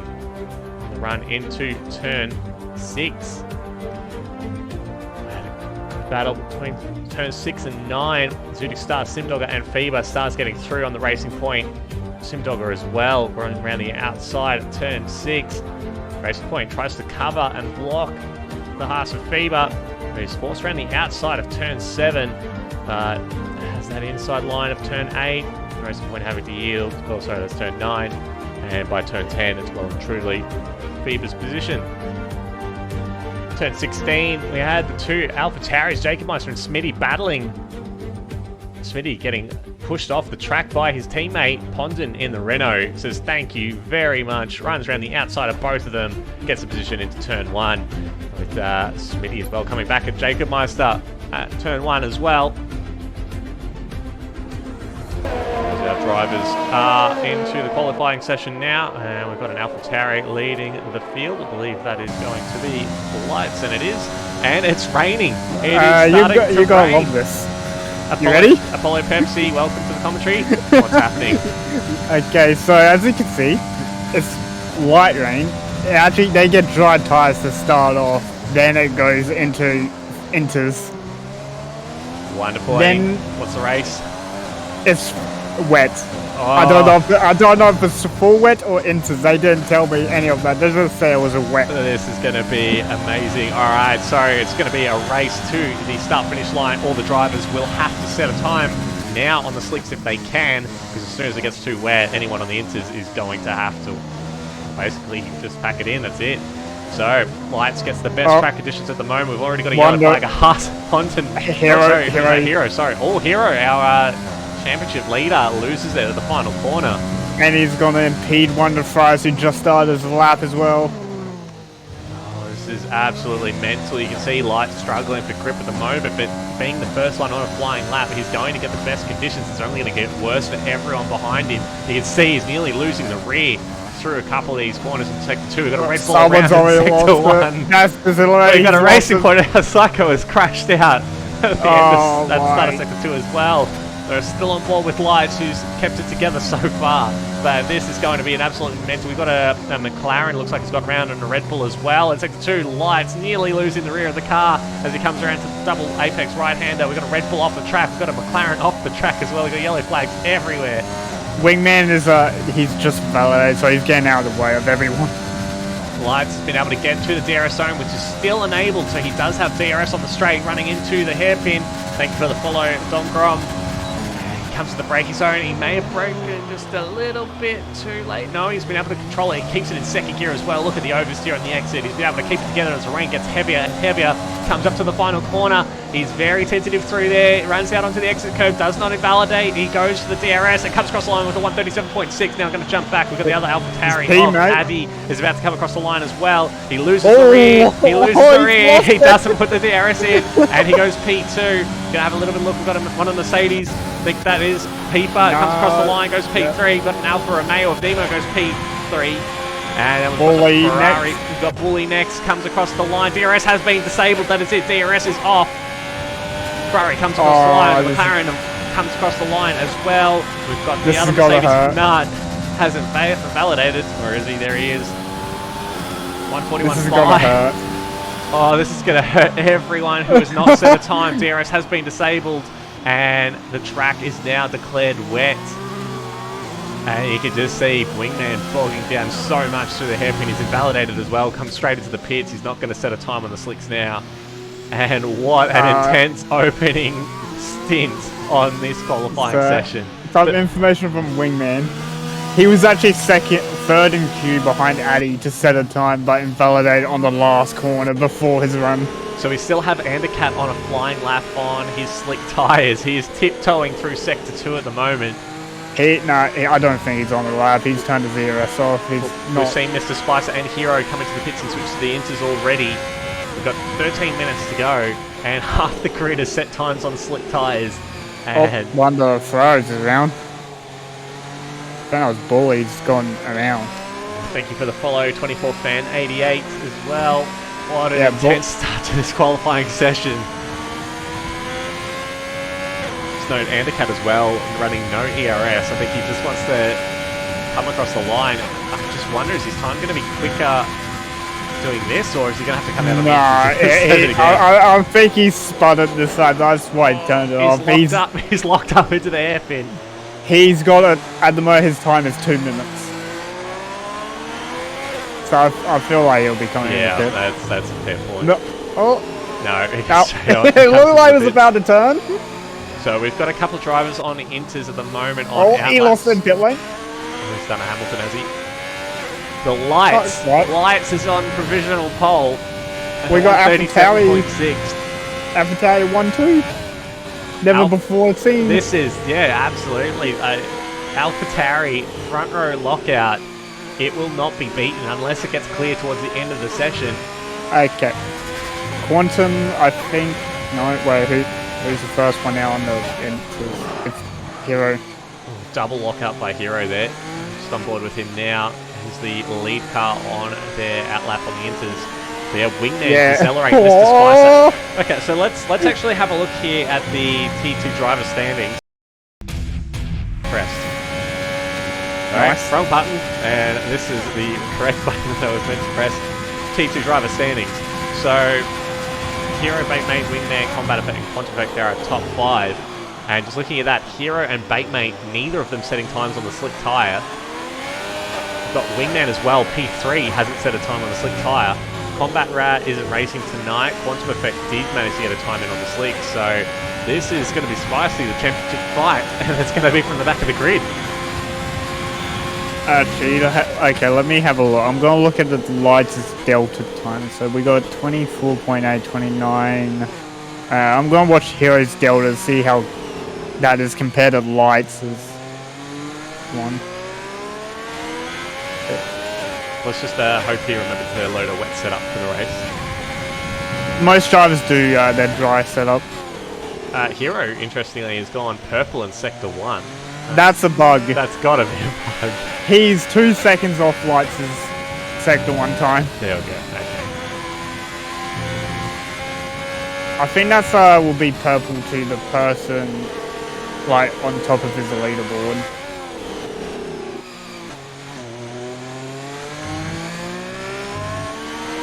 Oh, he's having to fight that car. Massive bit of oversteer there. Yeah, he didn't invalidate, but he definitely had to correct that Well, oversteer. really having to fight the car of how unstable it is. If it's this unstable, he's not going to have any fun in the race.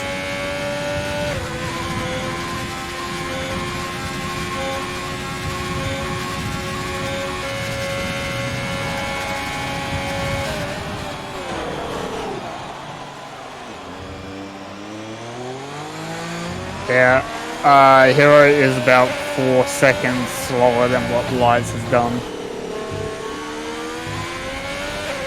Or even more, he's about 6 seconds off pace. Okay, Hero with 143.0. He's actually only 8/10 off Sax's time on the slick tyre, so he may be able to get a couple of positions if he's able to put together a good lap. Now, let's just have a look. Next driver across the line is going to be Mr. Splicer, I believe. Yeah, or he's gone extremely wide. Goes on the P15 now. We've got the Red Bull of Decelerate as well at the hairpin now. Actually noticing that there's a few of the drivers at the front of the grid coming out for outlaps. Nemo's on a hot lap on the inters already. I just wonder if they're doing a bit of practice getting ready for the race. I think Lights has realised no one can beat that time, so there's no point going out. Decelerate at 144.9 for P16. We've got Wingman comes across 143.7. And we've got Baitmate as well, P20 currently. Across the line now. 143.989, a full second quicker than Decelerate. P18. Still got 7 minutes and 50 seconds in the session. I get the feeling that a few of those drivers in the back half of the grid are going to want to try and improve those times. I just wonder if everyone can just like retire and just, that's it. We go straight to the race session with 7 minutes left. Well, basically it is.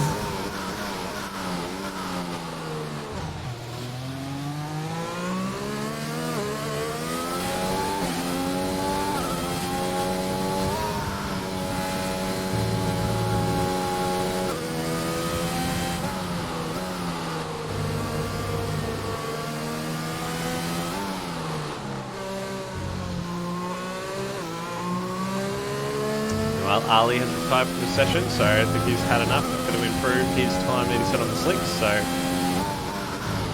wouldn't be surprised if a few of the drivers do that as well. I feel this is going to be the good. I don't think anyone's going to get a good enough time for top 10. Wingman's getting a nice little toe on the back straight.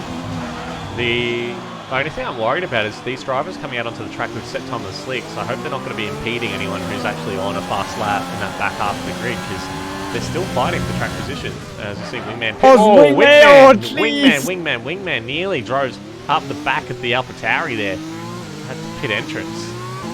Oh, I think he nearly collected the back of Addy there. That was a very scary moment there. We've got Undercat is still on a flying lap down in P18, so he's got a little bit of time to find. Accelerate has retired though with 144.9. Doesn't think that he can improve there. And I wonder if the rain's just getting a bit too heavy now and they might actually not be improving on their best times.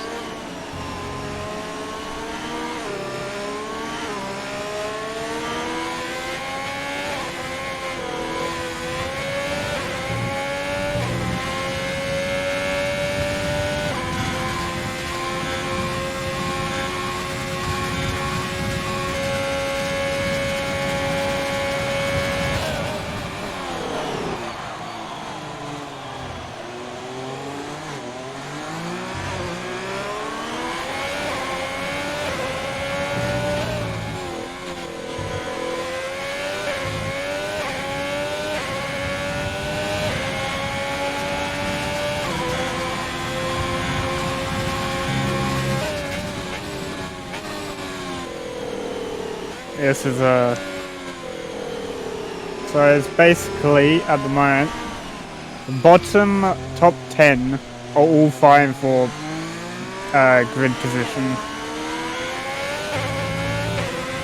No one can really beat a 41 or 42 flat in this condition. Absolutely. I'm interested to see though if Hero is able to find a few tenths and to overtake Sachs after P12. Hero and Wingman both coming out of the pits again. I am watching Ando and just saw in this sector, he's actually down on his time. I wonder if it's just a bit too wet.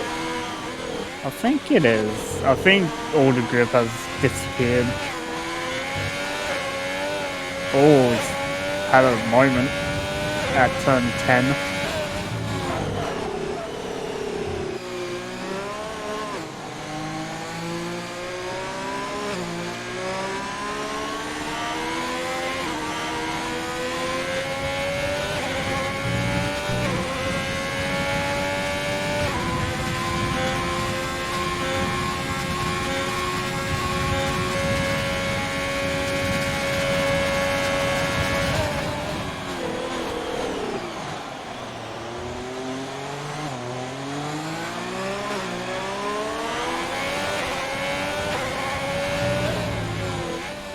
Looks like one of the Renaults has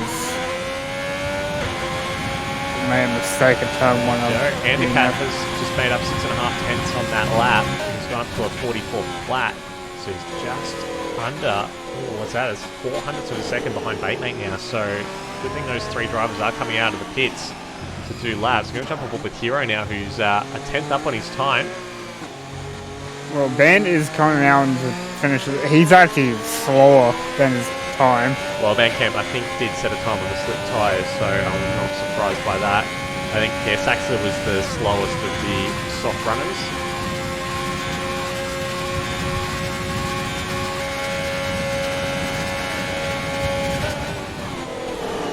Oh, double lock up from Hero, but that's not great. Makes it. We've got 2.5 minutes to go. Takes last for a nice look. At the moment, but across the line, improves by 2.5 tenths. He's just half a second behind Saxon now. I feel like he's gone again. He wants P12. Wingman is down on his Delta at the moment in P15. Just going to see what Bakemate's doing at the moment as well. He's about to come across the end of Sector 1. And he's basically matching his time from before. He's still about a second off Hero at the moment, so a lot of time to find out there. This is interesting. Ando is 3 tenths up on his time. That'll be good enough to get him up to P15 if he can keep that going. So just check back on board with Wingman. No, he's called it. He's given up on that lap.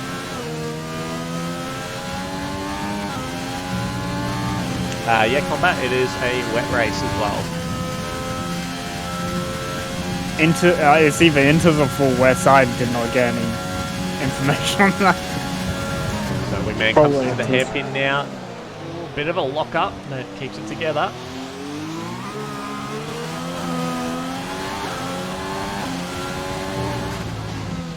Puts it in to the final corner. He will get enough time to do another lap after this. He's got the ARS for it, and he improves by a 10th, so not good enough to get another spot. He's still half a second behind King J. Bait mate, 2.5 tenths on bait mate. Hero's roughly matching his time from before. Bait mate, yeah, coming through the final corner now. And he improves by 3.5 tenths, so 100th of a second in front of Wingman now. Jump on board with, I think we've got Hero's the next one across the line. There he goes, improves by a tenth. Oh. Less than half a second now behind Saxa. Mr. Spicer a couple of corners away. He's down 3.5 tenths though, so he's not going to improve this time around, but he does have enough time to go again. So we'll see all of these guys down the bottom be able to complete one more lap. So we're going to jump on board with Andercat, who I believe is the lead car, but he has invalidated, so that's it. He's going to be 18 and will not improve. Now next car will be Bait Mate. Oh, Saxon's had a spin. Out of turn, I don't even know, turn 12 onto the straight. I think that is. Bait Mate just struggling a little bit through sector 2. You can see all the work on the wheel soaring away at it. Wingman again slowed up by Band in front of him. Making a little bit of a toe though. Oh, yeah, Band gets out of the way. Combat, yeah, a lot of drivers not getting out quick enough onto the slick tyre. Some of the drivers on their fast laps didn't get DRS onto that straight because it started raining too heavily. A few drivers made mistakes on their flying laps in the I believe Lights, Addy, Nemo and Quantum are only 4 to have DRS on their laps. Bait Mate now coming up to the hairpin. The Wingman improves his time and goes ahead of Bait again.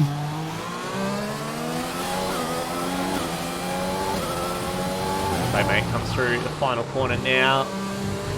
Right from the curve, right doesn't out. invalidate, but he keeps it together and doesn't improve. 7 tenths down on his time. So Mr. Spicer also 7 tenths down on his time.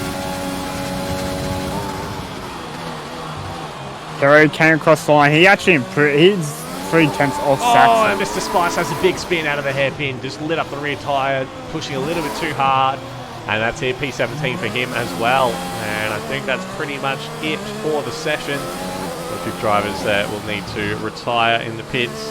Mr. Spicer comes across the line, but he'll be about 10, 15 seconds over his time. No, just the 8 seconds, 8.5 seconds.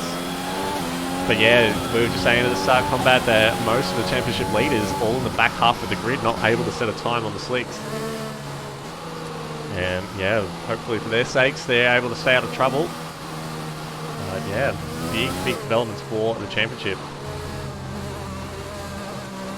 This is gonna be one interesting race. Just gotta wait for Bully to retire from the pits, and we'll be going through to the next session. I can already tell the drivers that weren't able to set slick times are not happy. All right, here we go. So Lights on pole position and Addy P2. So it's an Alpha Tauri front row lockout. We've got Nemo on P3, Quantum Effect P4, Keeper P5, Ali, Scarsouls, Bully, Nut and Skins rounding out our top 10. We've got Bandcamp, Saxa, Hero, King J, Wingman, Baitmate, Mr. Spicer, Andercat, Zellerate and Psycho make up our grid. And interestingly, Hero's time was a 142.558 on the intermediate tyre and King J's was a 143.150 on the slick tyre. So great work by Hero to out-qualify the slowest of the slicks in the session. But yeah, you can just see how close those times were. God damn it. I forgot to take a photo of. Damn it.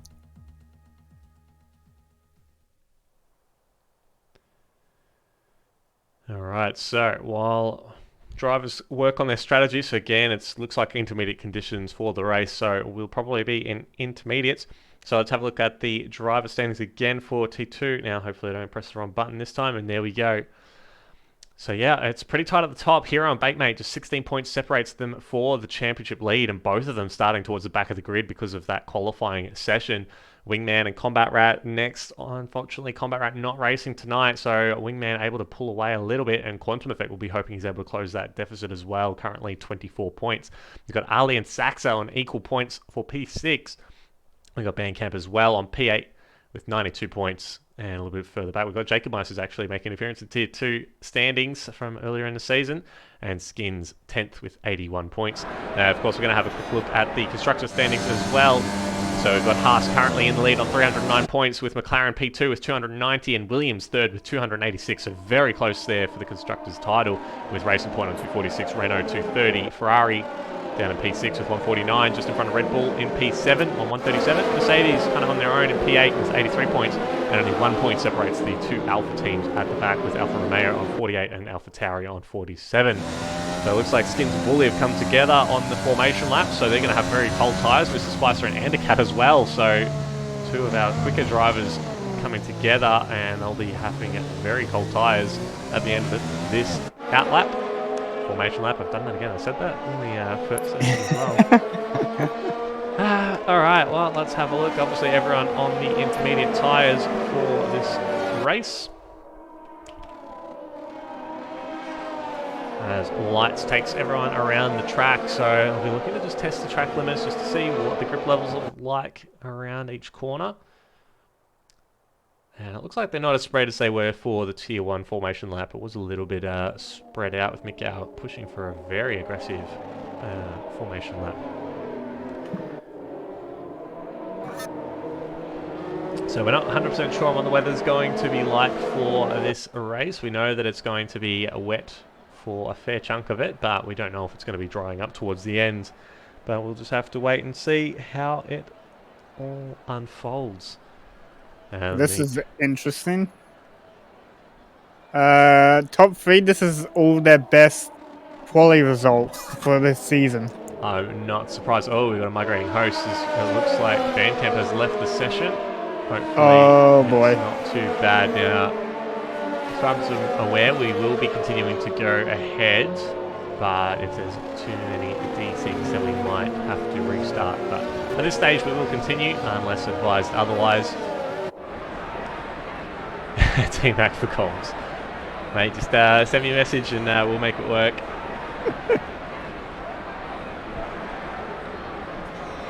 And here we go, the drivers forming up on the grid now. Hopefully Bandcamp's able to get back into the session. Very spread grid though. We've got Decelerate there only just getting up to the back of the grid.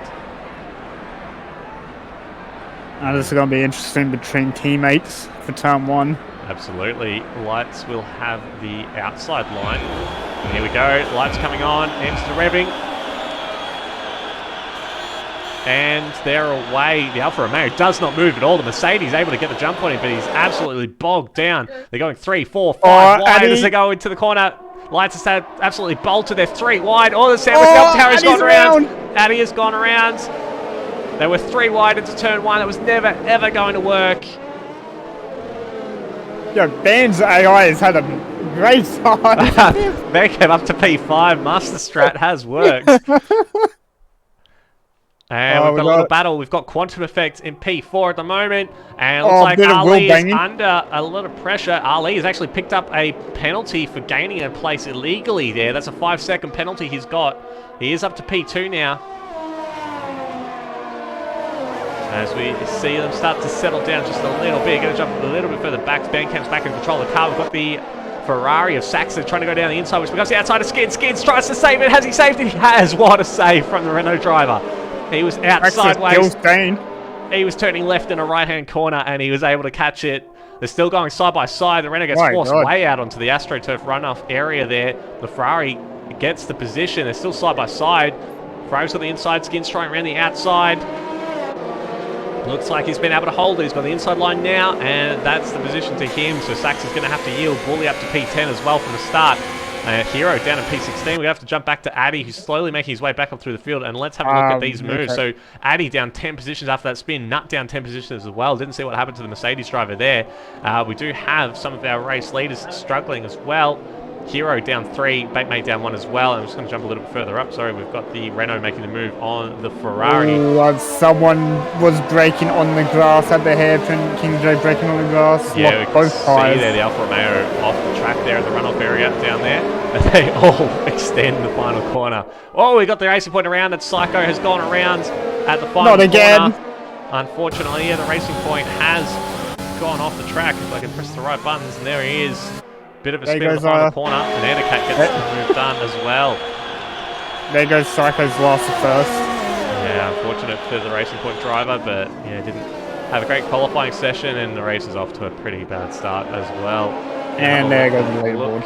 Yep, just trying to find Bandcamp because it looks like he's making a little move on the Alfa Romeo of Nemo, and he does get the job done. I can't select anyone at this point. Yeah, they're all jostling around with the weird bug leaderboard. Thank you very much for the follow, Gemazo.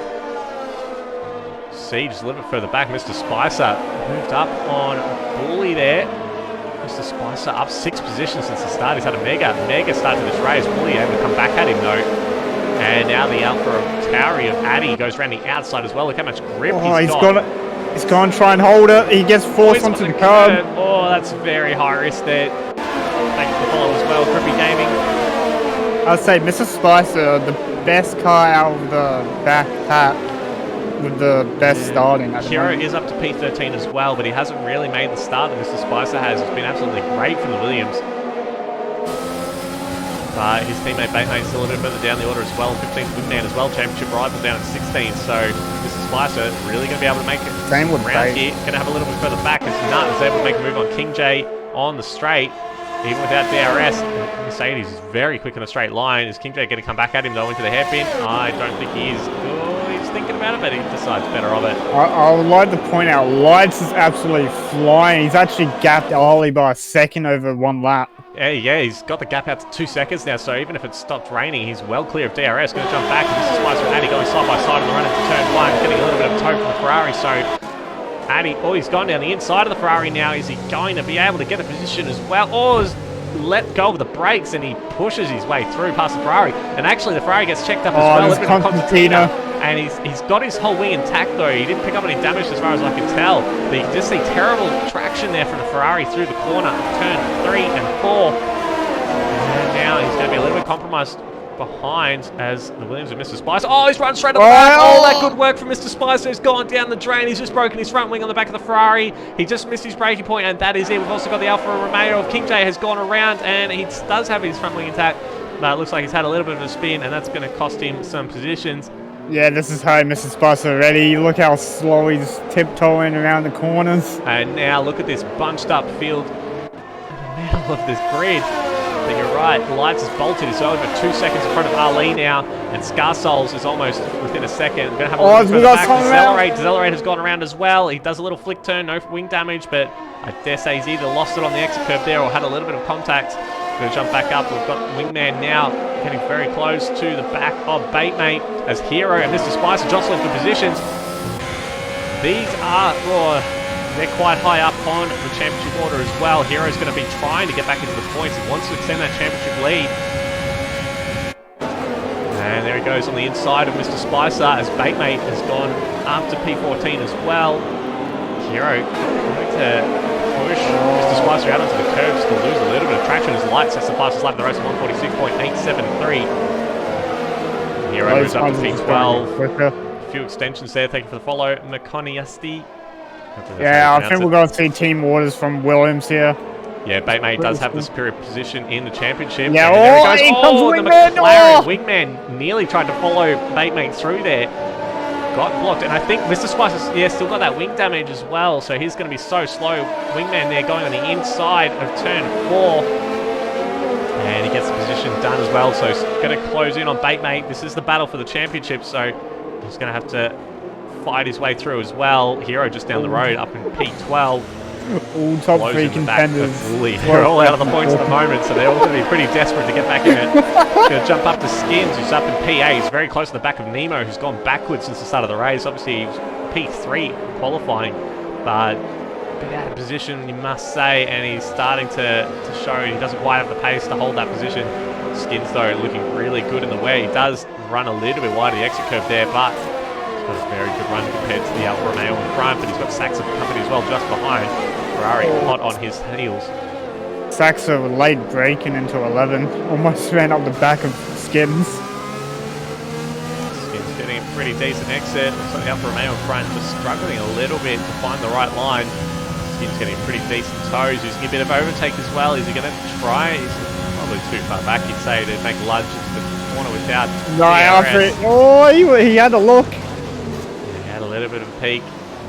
Takes a lot of the curb, and looks like Alfa Romeo using the rear a little bit on traction. Yeah, now everyone from 8th or 7th to 14th are now in one train.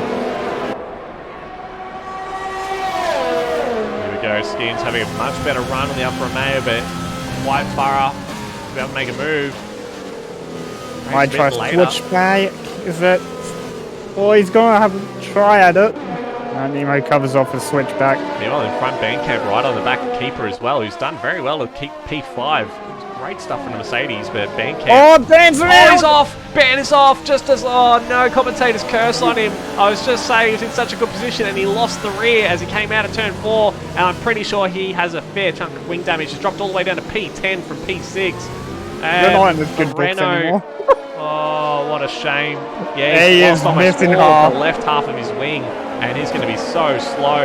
You see there, Bully and Hero going straight through. Bandcamp going absolutely backwards. He's still got to do half a lap of China with no front wing, and that's a real shame. He was in such a good position, but it's a long race. Anything can happen.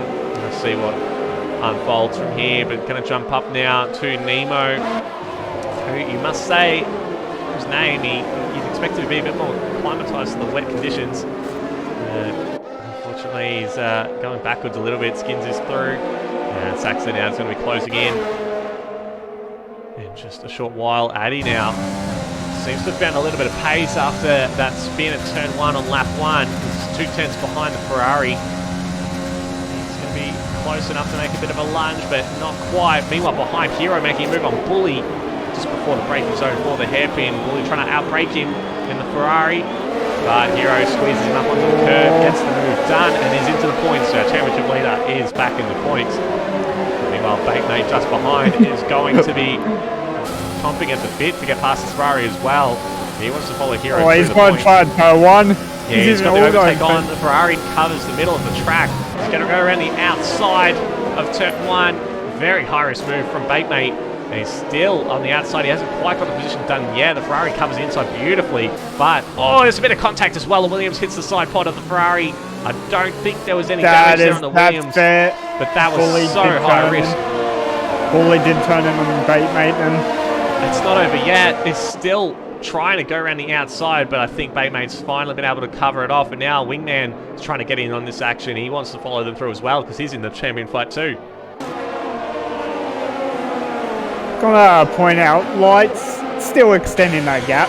3-second lead from the AlphaTauri driver. Absolutely amazing race there. You can tell he's done a fair bit of practice at this track. Oh, there's a little bit of contact between Hero and Addy. Haas looked like he was just not expecting the AlphaTauri to brake so much. He does still have his whole front wing intact, but that could have been so bad for the Haas driver. He's got his championship rivals just behind. And also going to point out, Ollie is actually matching Lights' time. So there's not really gaining anything from it. They've got the same pace. And Ollie's leading the train from Quantum onwards. Hero looks like he's pretty keen to get past the AlphaTauri, have a bit of a peek on the inside of Addy. Takes a better line across the hairpin, but that traction is so difficult. It's Lights to survive another fastest lap of the race. He's pulled out another 2/10 on Ali.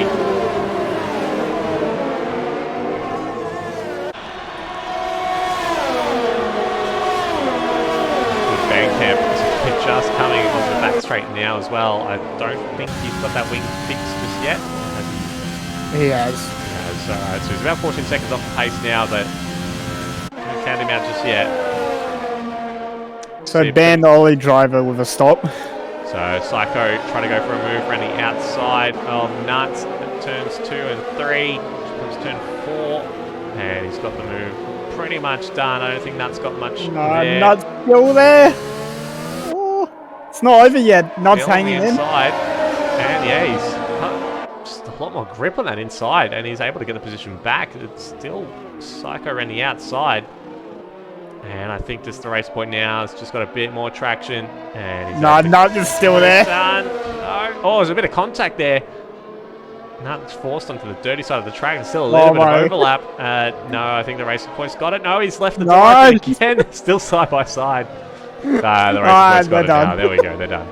Off a lap. Oh, no. Oh, no, just sent it down the inside again. A little bit deep from the racing point. And they're still side by side, wheel to wheel. And I think they're done. Not going to say they're done just yet. But now they're done. They're done. John Saxo is having a good look at Nemo. Running to the hairpin. Tucks out of the slipstream, but quite close enough this time around. Oh, Addy, late very braking. deep. The Mercedes of Nut has actually gone around. He's spun at the Addy! Addy hitting Saxo twice out of the hairpin. They're side by side. Addy's still in front.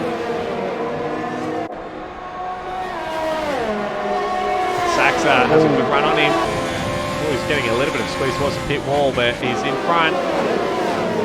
Vando's left. Addy, though, around the outside of the Oh, Ferrari. it goes way deep. Oh, pushes Saxa wide as well. Allows Hero to go up the inside. Yeah, absolutely. Great work from the pass there. Very opportunistic. Gains another point. Batemate still stuck behind the Ferrari as well. Saxa's staying there. He doesn't want to give up the point. Oh, and Hero's been boxed in. And Oh! Batemate breaks too late and runs up the back of the Haas and he's broken his front wing. And this is terrible for his championship hopes. Ban just went quicker. Yeah, Ban doesn't fresh intermediate tyres and the brand new wing. He's been able to put in the quickest lap of the race so far. He's in that clean air as well. So as Ando was in pit lane. Yeah, I think he left the session, so that's probably his AI in control at the moment. No, it's actually, yes, it is. I don't know, my game's been weird. Oh, no, he's joined. I don't think Ando wanted that. I don't think he wanted his wing replaced, to be honest. So, big train formed up now behind Keeper for P6. His lives has lost a little bit of ground to Ali. He's sitting around that 3-second mark, but he's definitely lost a few tenths in the last lap or two. I've just noticed that Quantum has made a move on Scarsol to third. Don't know when it happened. Oh, he's gone quickest as well. Yeah, the player up to P3. Great work from him. He hunts down Ali. He's just 1.5 seconds down the road. Oh. Lots of deltas. They'll come back as the drivers cross the start-finish line. Happens when a driver... Oh, as Batemate comes into the pits to get that front wing replaced. He's going to slow down time. He is. So good work from him there. Unfortunate, yeah, to get wing damage. That's both the Williams cars sustaining damage in this race.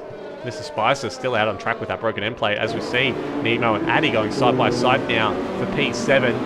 Addy holding onto the spot. Oh. Mayo having a bit squirmish there on the throttle. It could have been him losing traction, but Addy Hero might goes have for a big had the dive front. on the Ferrari. And he gets the move done. He touches the back tyre of the Alfa Romeo of Nemo. Lucky not to get any wing damage there. And he loses the spot to Saxa again. Dan just went quickest again, being Quantum's all the time by 2/10. Yeah, he's caught up to the back of Batemate now, P18, who also came into the pits to get that wing fixed. So he's got some pace. Just whether or not he's able to catch up to the rest of the grid. He'd be hoping for a bit of a safety car just to punch the field up.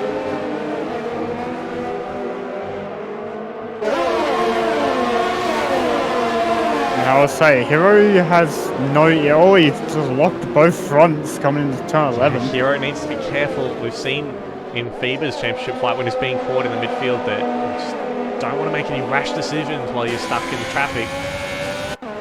Because if you do break that wing, then that's it. I'll say you might want to watch those lockups, because if you do like a the tad bit late break, you might end the car in front of you, as Wingman's gone down fully outside at the hairpin. Oh, Sax is locked up as well and gone a bit deep, and now Hero's got a good run on him. By the Ferrari with the outside line, get a little bit more grip, but now Wingman up the inside of Bully has got the position back and moves up to P11, so now just behind Hero. So jump a little bit further up. Keeper and Addy going side by side, so Addy finally got a good run on the Mercedes. Whoa, as Keeper teleports, so I think he's got a little bit of lag involved there. Oh, he's got. Yeah, he's ghosted inside the Haas. What is happening? Yeah, he's gone backwards there. I think it's a bit of desync. Nah, I've seen that before. I think that was a screen freeze. More like it. Oh, he'll be fuming. That's so disappointing. He's now down to P10. Hero up to P9. Wingman's still P11. I feel like Wingman's going to try down his inside. But nah, Wingman stays behind. Oh, Bully late braking. Almost rear-ended Wingman.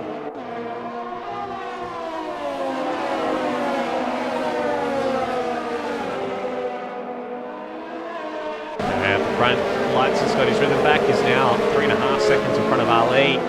So great work there for now for Tarry. And Ali's dropping the Quantum.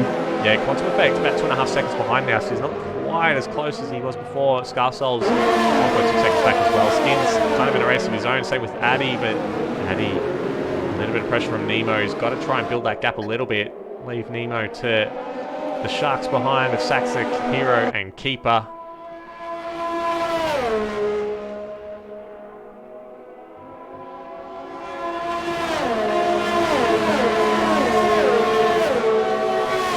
So, Keeper might fancy an overtake on Hero into the hairpin. He's late on the brakes, but not quite late. Oh, here comes Wingman! Wingman, great late braking into the hairpin. Almost got Keeper around the outside. He might even have a better run than Keeper off the last corner, and he did. He's going to try down the inside, I think.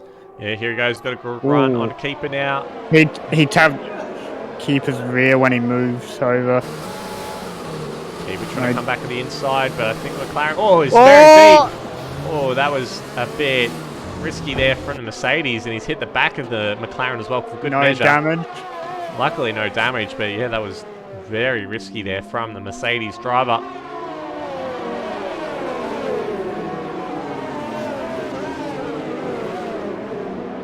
Now, we got the two championship contenders both in points. There we go, yeah, Hero on for 2 points now, and Wingman P10.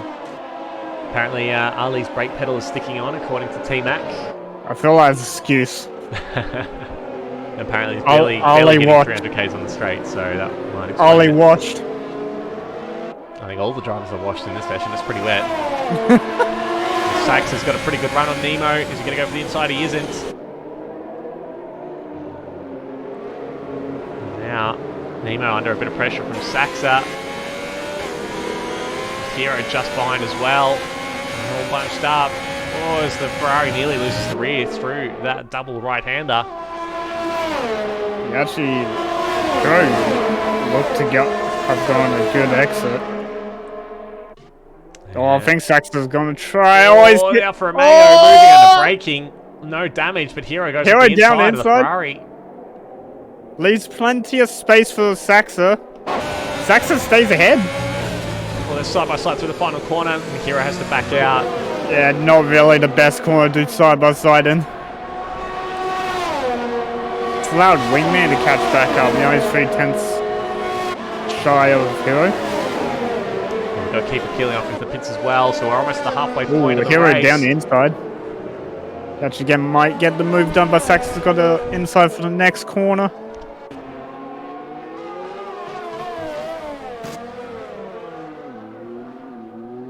I don't think Wingman's going to be happy for that. Every time he gets close to Hero, he makes a move straight away on some. Well, towards the back, mate, making a move on Nut into turn 1. The Williams driver lost the position to Bandcamp as well. Mercedes coming back at him. Oh, as the Mercedes has lost the rear, touched the curb, and did well to catch it. And he's lost that ground to the Williams. Stays in P17.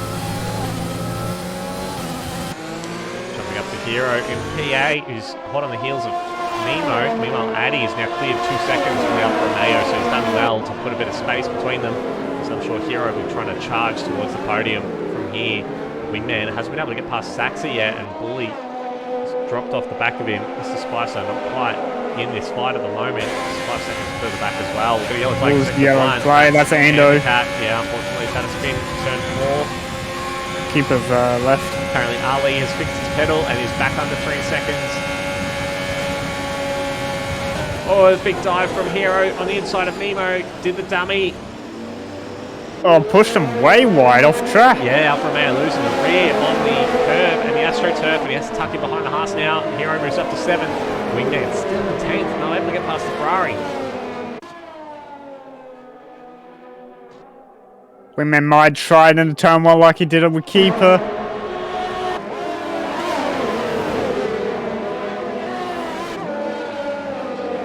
Still side by side with the Ferrari. He's kept his nose in. Yeah, just a little bit of overlap. McLaren being very kind to him, leaving the space. You won't see that in tier 1. Has to go behind. Unfortunately, Keeper's computer has crashed. Hopefully he'll be back in soon. So Mr. Spicer signed a pit, replace his wing. And it's about that time as well. We're almost halfway through the race, so most of the drivers will be pitting in the next lap or two. Usually pit window fit into his next lap, but you can go your lap 16, 17, I believe. We have seen in previous races here at China in the wet, just the tyres do wear very quickly, so you do need to watch out. If you do make an early stop, you may not last the distance, so manage very well. Ben Camp is up to P14 now. He's got a little bit of a train forming behind him. Who, after clearing Nemo, has caught right up to the back of Addy. Yeah, we may go around the outside of Nemo now. And he's up into P8. He's got Hero in front of him now. Spot. As Lights has picked up a 3-second penalty. And that's in the pit lane. I think he cut the pit lane line. So Ali, having fixed his brake pedal, is now fastest on the track with a 146.152. We've got an Alfa Romeo. I think that's King J in Sector 2 has gone off. As, yeah, Lights is in the pits now. Scarsouls as well coming in. I don't know how good undercut is. And go AWS Insights. We see the pit window is open. Oh, Nemo under pressure from Saxa. Lights exiting pits just ahead of Wingman. Yeah, that's ideally where he wanted to be. He wants to be in that little bubble between Hero and Wingman. He can follow our championship leader. Now that Hero's got free of a bit of traffic, it's now within half a second of Addy. Look how quick Hero's going.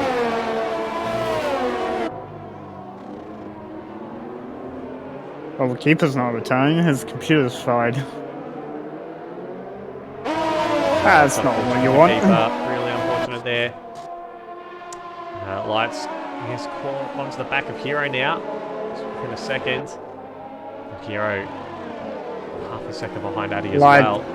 Lights doesn't want this. He's probably wanted clean air.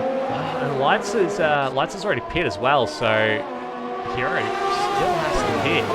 Oh, he's got purple sector 2, so yeah, he's definitely pushing it.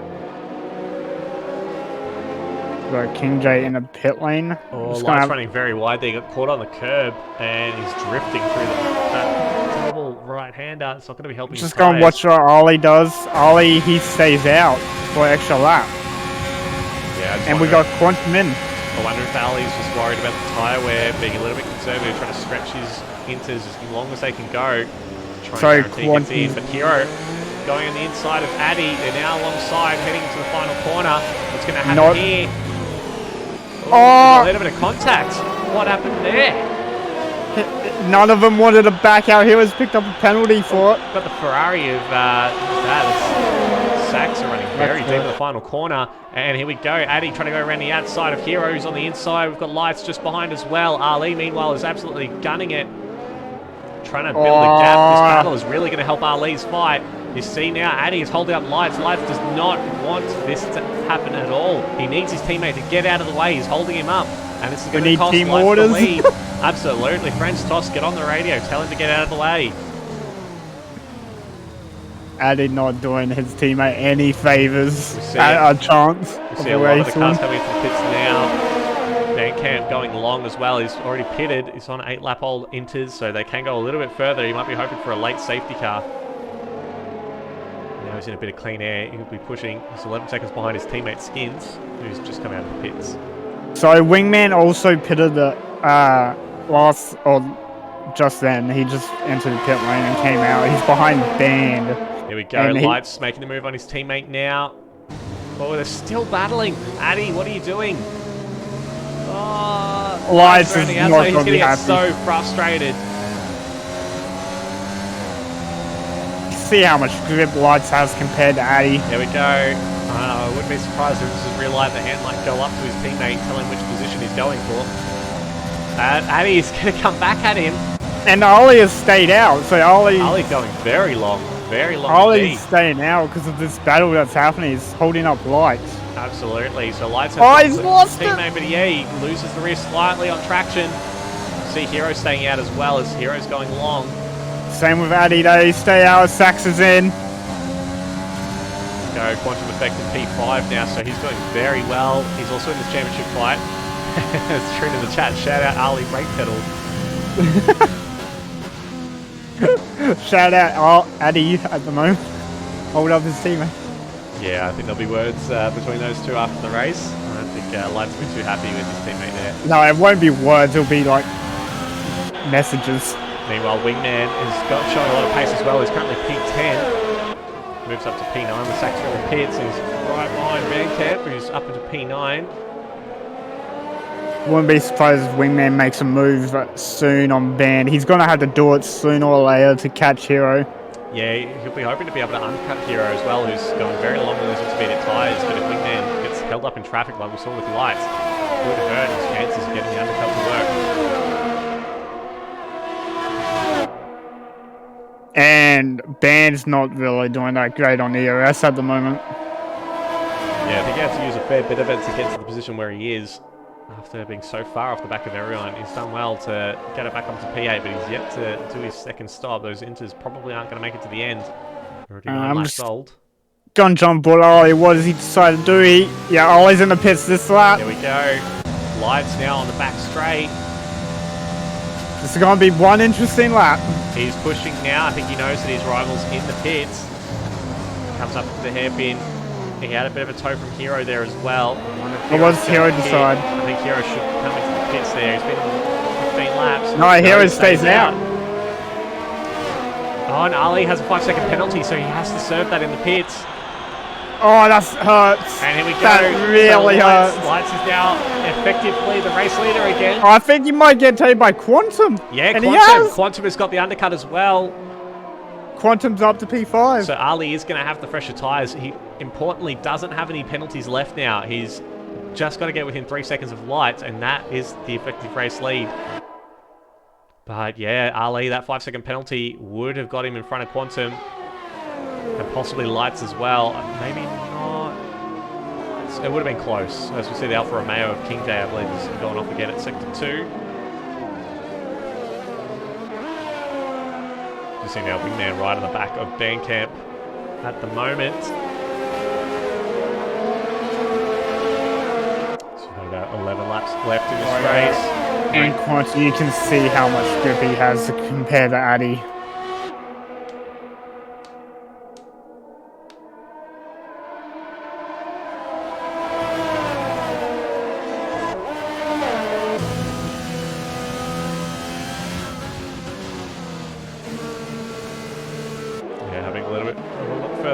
Quantum Effect right on the back of Addy now. He's been on those inters for 16 laps. He and Hero, I can't imagine that they're going to be gaining that much more time. Yeah, and they're both using it. Sector 3, I think that's King J again at the hairpin has just lost the rear. And what do we see Hero do? Is he going to come in or is he going to stay out? Lights currently is pulled away a second and a half from his No, he stays out again. Hero staying out, going very long, possibly hoping for a safety car. You see Addy as well staying out. Yeah, Quantum has him at turn 1, I think. These inters are lasting a lot longer than I would have thought. Well, the inters can go for about 24, 23 laps until they're like done. Quantum Effect gets the move done on Addy in turn 2 and 3. And now Ali is behind Addy. It's Wingman quickest on the track. Both Bandcamp and Wingman setting fastest laps. So Bandcamp's still got a bit of pace. And he's been on those for 11 laps. I wonder if he may actually get to the end. There's only 10 laps to go. 21 laps on the inters is a long way. But Addy's currently on for 17. Same with Hero. I believe he can make it to the end on those tyres. It just won't feel the greatest. Yeah, it's not going to be fun for him at the end at all. We'll see how he goes. Ali now hot on the heels of Addy. I'm sure Christian's going to be on the radio asking Franz just to get Addy out of the way, but if he didn't let his teammate through, sure as hell not going to let the sister team car through very easily. Apparently, going for the move down the inside, and Ali moves up into P4. Ooh, the Addy. AlphaTauri still hanging in there. There's a little bit of contact between the two. The Red Bull trying around the outside. The AlphaTauri holding that inside line. I believe Ali should have this. Yeah, there's a little bit of contact. The AlphaTauri nearly losing it. And he's had to tuck back into the slipstream, but it's going to help him. He's going to be a little bit faster, a little bit of overlap now. He's going to go for a lunge into the hairpin. Side by side, a little bit of contact. And the AlphaTauri back in front.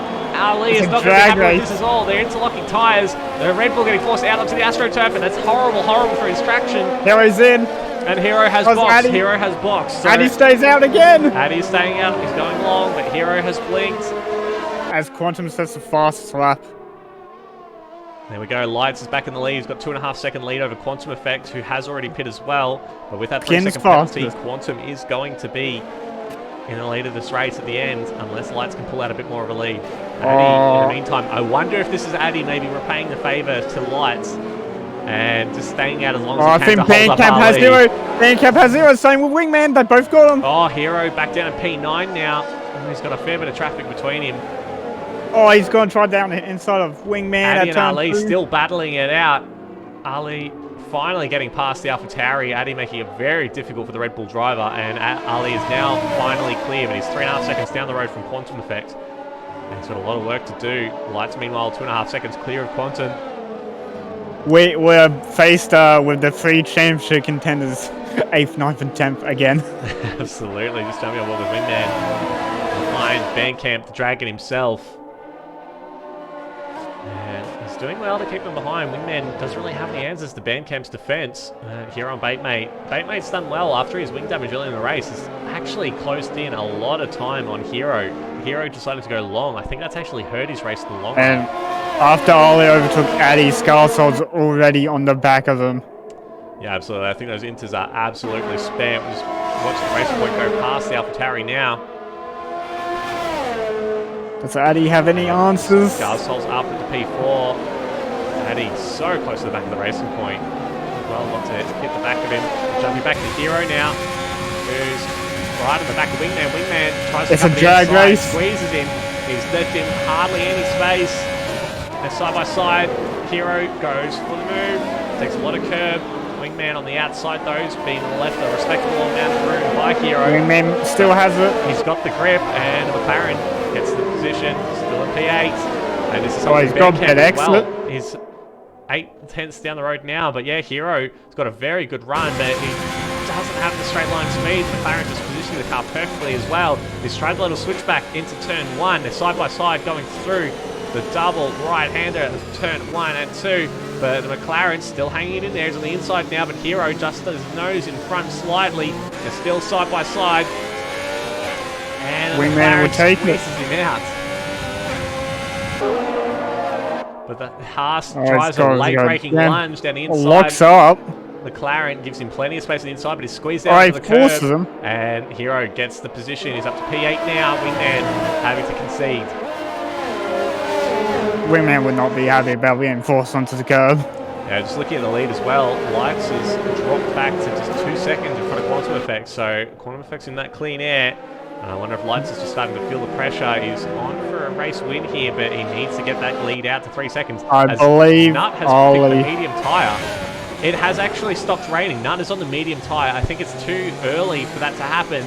No, it's way stopped too early. raining. It stopped raining. We're going to see some dry running towards the end of this race, and that is going to spice things up even more. It's way. You can see the spray is still there. I don't think it'll take long at all. I think it'll be a couple of laps and we'll be seeing them all come into slicks. I think Nut's definitely too early to do it now, but he's in P19, he may as well. It probably would have been better next lap.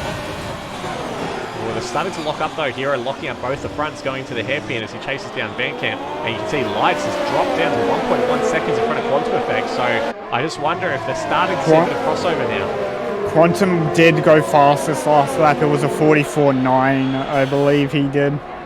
Oh, Oh, as we see the Ferrari in the background there, Saxo losing the rear, the final corner, going out onto the grass on the inside as he tried to collect the rear. As we've got Addy and Skins going side by side. Addy's still on those. I think Addy's hoping for the dry. 20 laps on the intermediate. He's hoping that dry will come this lap or next lap. He's done so well. Like, he started P2 at the start of the race and then lost about 10 positions at the start when he had to spin at turn 1. He's still in P6 though, having not pit yet. He's done amazingly well to keep this position. But those inters have to be close to bursting. If Addy didn't get spun lap 1, I probably would say he could probably have won this race. Yeah, possibly. He does have the pace. Possibly. He didn't quite have the pace to match Lights, but he'd definitely be right up there. Lights, yeah, just within a second now. His Quantum Effects just behind. I think Quantum's on for a win. I think this will be his first win as well. Possibly. I think he may have won one a couple of seasons ago in Singapore. I think he might have won Singapore. No, he hasn't won at all. Singapore was actually won by Ali. No, it's season 4 or 5. I'm pretty sure he won Singapore in racing for me. Well, the season first win. Shush. You know what I mean? Don't take this away from me. Jumping on board with Hero now. He's making a move on Bandcamp. He's gone a little bit deep at the hairpin, and Hero goes past in the Haas. Wingman now very close to the back of Bandcamp again, but we've seen he's struggled to get past the Renault driver, who's very good at defending. Addy has come into the pits, so Addy, I think he couldn't go any longer on those inters, so he's peeled off. Is he going to go on to the tyre, though? I'm going to check. Oh, he's got the pit lane. Oh, he's got puncture. Yeah, I'm not surprised at all that he's got a puncture. He's gone softs. He's got a soft tyre, 6 laps to go. The track is drying. There is no more rain. But is it going to be okay? There's a lot of spray. I haven't seen Nuts times at all. His Delta is getting worse compared to his teammate, so don't think it's quite He is 5 seconds down. He is fighting that car extremely hard to keep it straight. Meanwhile, Quantum Effect is within half a second of Lights now for P2. Yeah, Nut is not having fun. I'm watching his onboard. He's having to fight that car.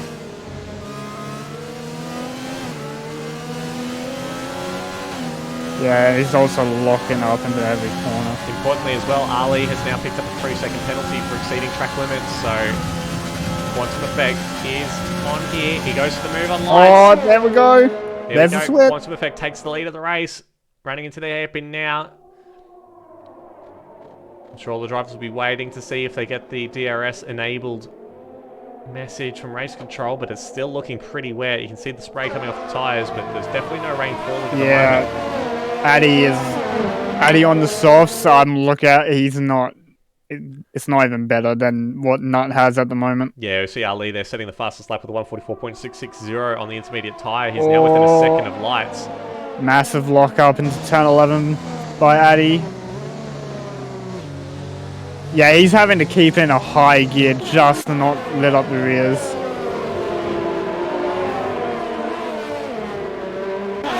Oh, as we see someone peel off the pits there, that was one of the Alfa Romeos. King J might be coming in to get some slip tyres as well. I still think it's too early. Yeah, it's way too early. Generally, when the game tells you DRS is enabled, that's normally the lap after it's ready. It's usually either, or sometimes the lap before DRS is enabled, it's sometimes ready. Nut is still on those medium tyres. He is not losing as much time to his teammate as he was before, but he's still losing about a tenth or so through each microsector. And Ali on the yellow got an Alfa Romeo turn 1's had a bit of a spin. Looks like King J. King J. He's on the soft tyre as well, so I'm not surprised as we pass. I think he spun it out of the pit lane entry. Definitely not ready then.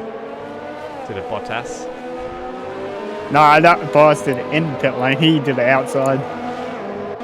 Big difference. Only if you can take control in pit lane.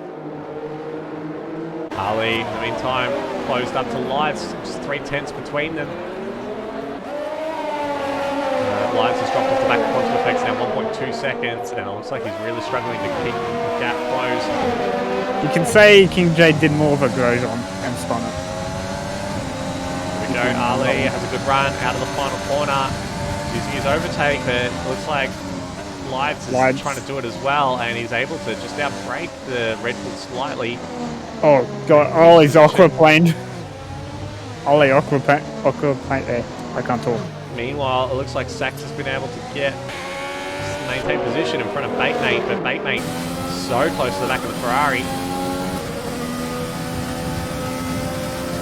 Just to get the delta time between Miller and Abby. Looks like Abby's still losing a little bit of time to the Red Bull. It's not on the slick tyre, but it's getting closer. It will be in the last couple of laps that we'll see. I think the slicks become the preferred tyre. It's just whether or not anyone will blink and come in.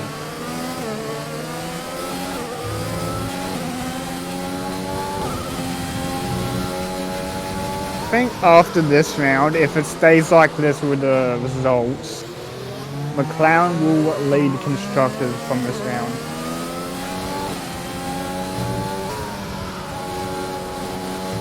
If it stays like this, which probably won't do. Actually, I've just realised Hero has a penalty. He does, so unfortunately he's going to lose a bit of ground to Wingman. Possibly Bandcamp if he gets close enough, but I wouldn't be surprised if we see Band come in the pits shortly. Dan can stay for more laps. Believe. We'll jump up to Ali, who's made the move on Lights, but they're side by side. Oh, I think Lights has got a bit of traction, and he has. He's got the inside as well for the final corner. He should be able to muscle out the Red Bull. There's contact. Oh, Lights has lost wing his damage. wing. He's got wing damage. His front end plate has gone. I don't know who was the one. No, that was Ali. Ali has lost his left end plate. And Lights looks like he's okay. Oh, that's interesting. Well, that's Ali's interesting. not going to be happy about that. I think that's going to go to the stewards, and we'll just have to wait and see how it's going to play out. I couldn't really tell who was far up ahead. Yeah, it was hard Ollie to tell. might have turned in a bit too early. Yeah, they were side by side, and they both made the corner. It's just it looked like there was contact mid-corner. We didn't quite have the angle to be able to see it, but yeah, Ali's going to be a bit slower now without that left end plate. I think that was the same with Hero and someone else. I can't remember who. I think it was a Ferrari and Hero when they went side by side. Nuts then. Nuts come back. Those mediums are cooked. Be interesting to see though if he puts on the softs or if he goes back to the inters. I feel that Addy's regretting his decision for the soft tyre. Now we got 3 laps to go after this one. I think Addy's probably realising he should have pitted with Hero.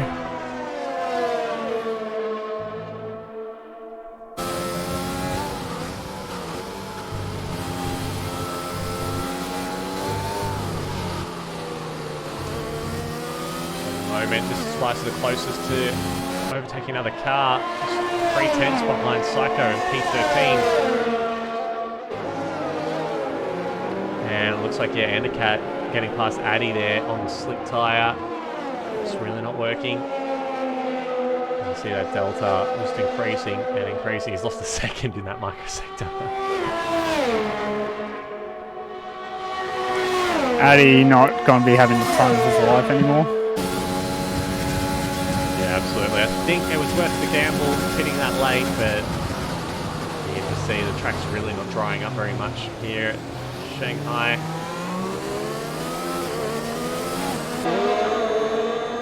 I think I jinxed Addy to begin with at the start of the race. Got a yellow flag. That's the AlphaTauri of Addy has actually lost it in sector 2. Looks like turn 6 and 7. It's got overtaken by Keeper.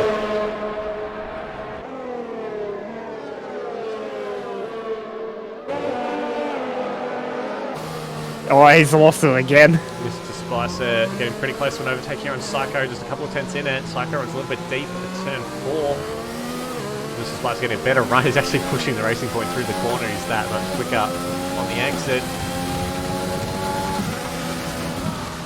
Oh, and he's gone right up the back of Psycho now. He's not lost any end place from what I can tell, but he's trying to get past Psycho, and Psycho, oh, he's actually backed out there. I'm not sure what happened, but got right out of the throttle and let the race point go through. Yeah, we can see more yellow flags from that AlphaTauri. Addy's miserable. Addy has spun it like 5 times with it in the past 2 corners. There he is on the inside. Trying to get on the racing line. Ali's now dropped outside a second from Lights there in P2. Scarsouls is 6.5 seconds behind Ali as well, so it looks like Lights and Ali will maintain their positions. As you see, Bully has had a bit of a spin at that double right-hander, turn 14. Same with Addy, he's spun it at the same spot. Meanwhile, Mr. Spicer getting very close. Back to Psycho now. 2 laps to go. Saxa on the overtake. Bandcamp. Side by side on the pitch straight. Bandcamp's got the inside line though. He should be able to muscle his way out. Side by side. Bandcamp trying to hang around the inside, but that gap's going to close for him. The Ferrari's in front. Psycho has picked up a 5-second penalty for yellow flag. Oh, it must have been, I think, one of the spinning cars, possibly Bully or Addy. And Bandcamp has lost the position. He drops down to P9.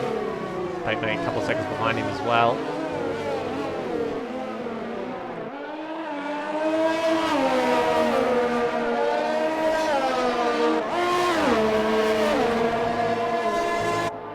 Thank you very much for the follow, Zaxa93.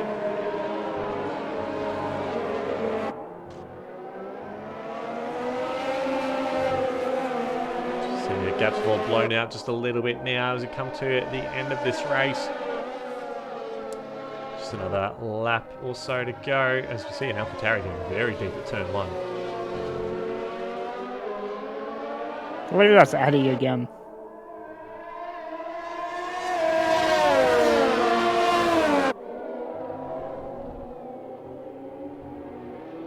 Ali's still doing pretty well to stay with Lights though. He's around about the second mark of it. I don't think he's got the pace with that broken wing to really close the gap, but he's still pulling away from Scarsouls though. He's in P4. And someone cut that King J. King J again. Okay. Oh, yeah, Nemo's on the back. He's retired on track. That's going to get looked at. A bit of contact between Mr. Spicer and Psycho. Mr. Spicer's got a much better run, and that's it. Williams moves up into P12. A little bit further up the grid. Nemo on the back of Batemate. I think Batemate's actually got the move done there. He's up into the points as well. And he's got Bandit chased down with 1 lap to go, and he's on old inters.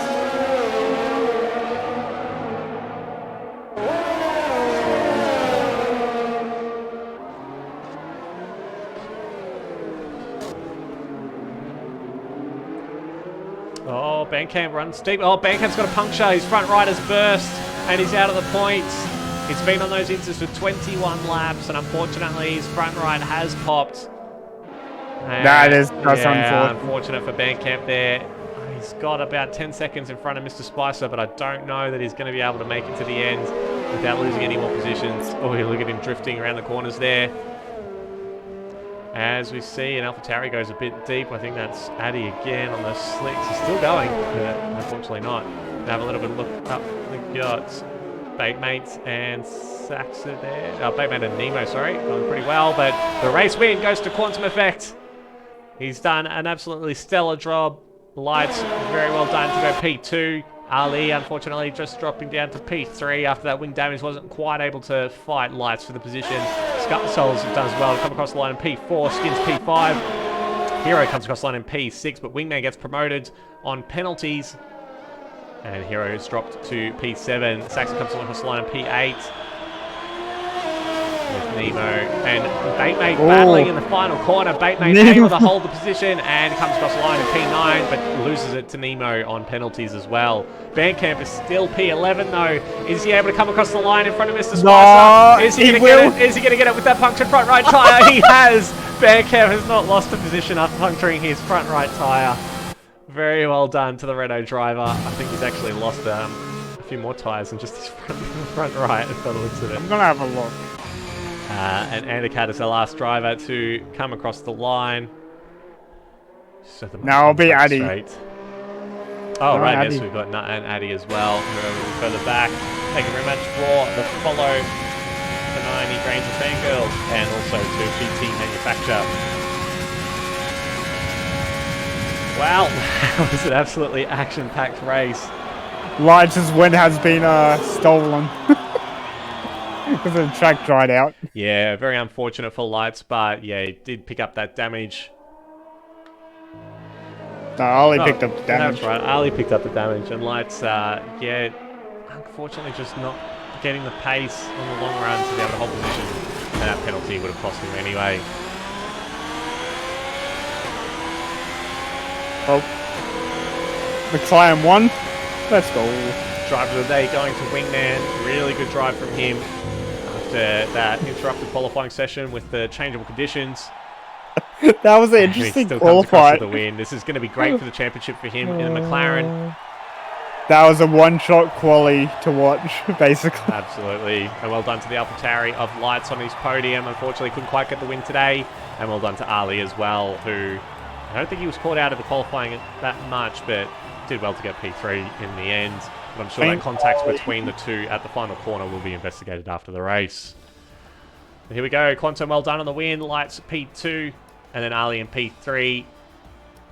Great result from those guys. And I think I've mixed up Quantum and Wingman again. I apologise, guys. Yep. Quantum Effect with the win. Wingman You've done with it again. P6 after starting further back in the grid. Quantum actually started P4. We've got Scar Solves in P4. Skins P5, Wingman P6, Hero P7 with the fastest lap of the race, who gets the bonus point.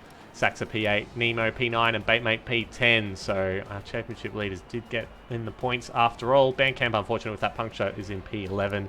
Mr. Spicer, Decelerate, Bully, Psycho, and Cat Keeper, Nut Addy, and King J round out our grid.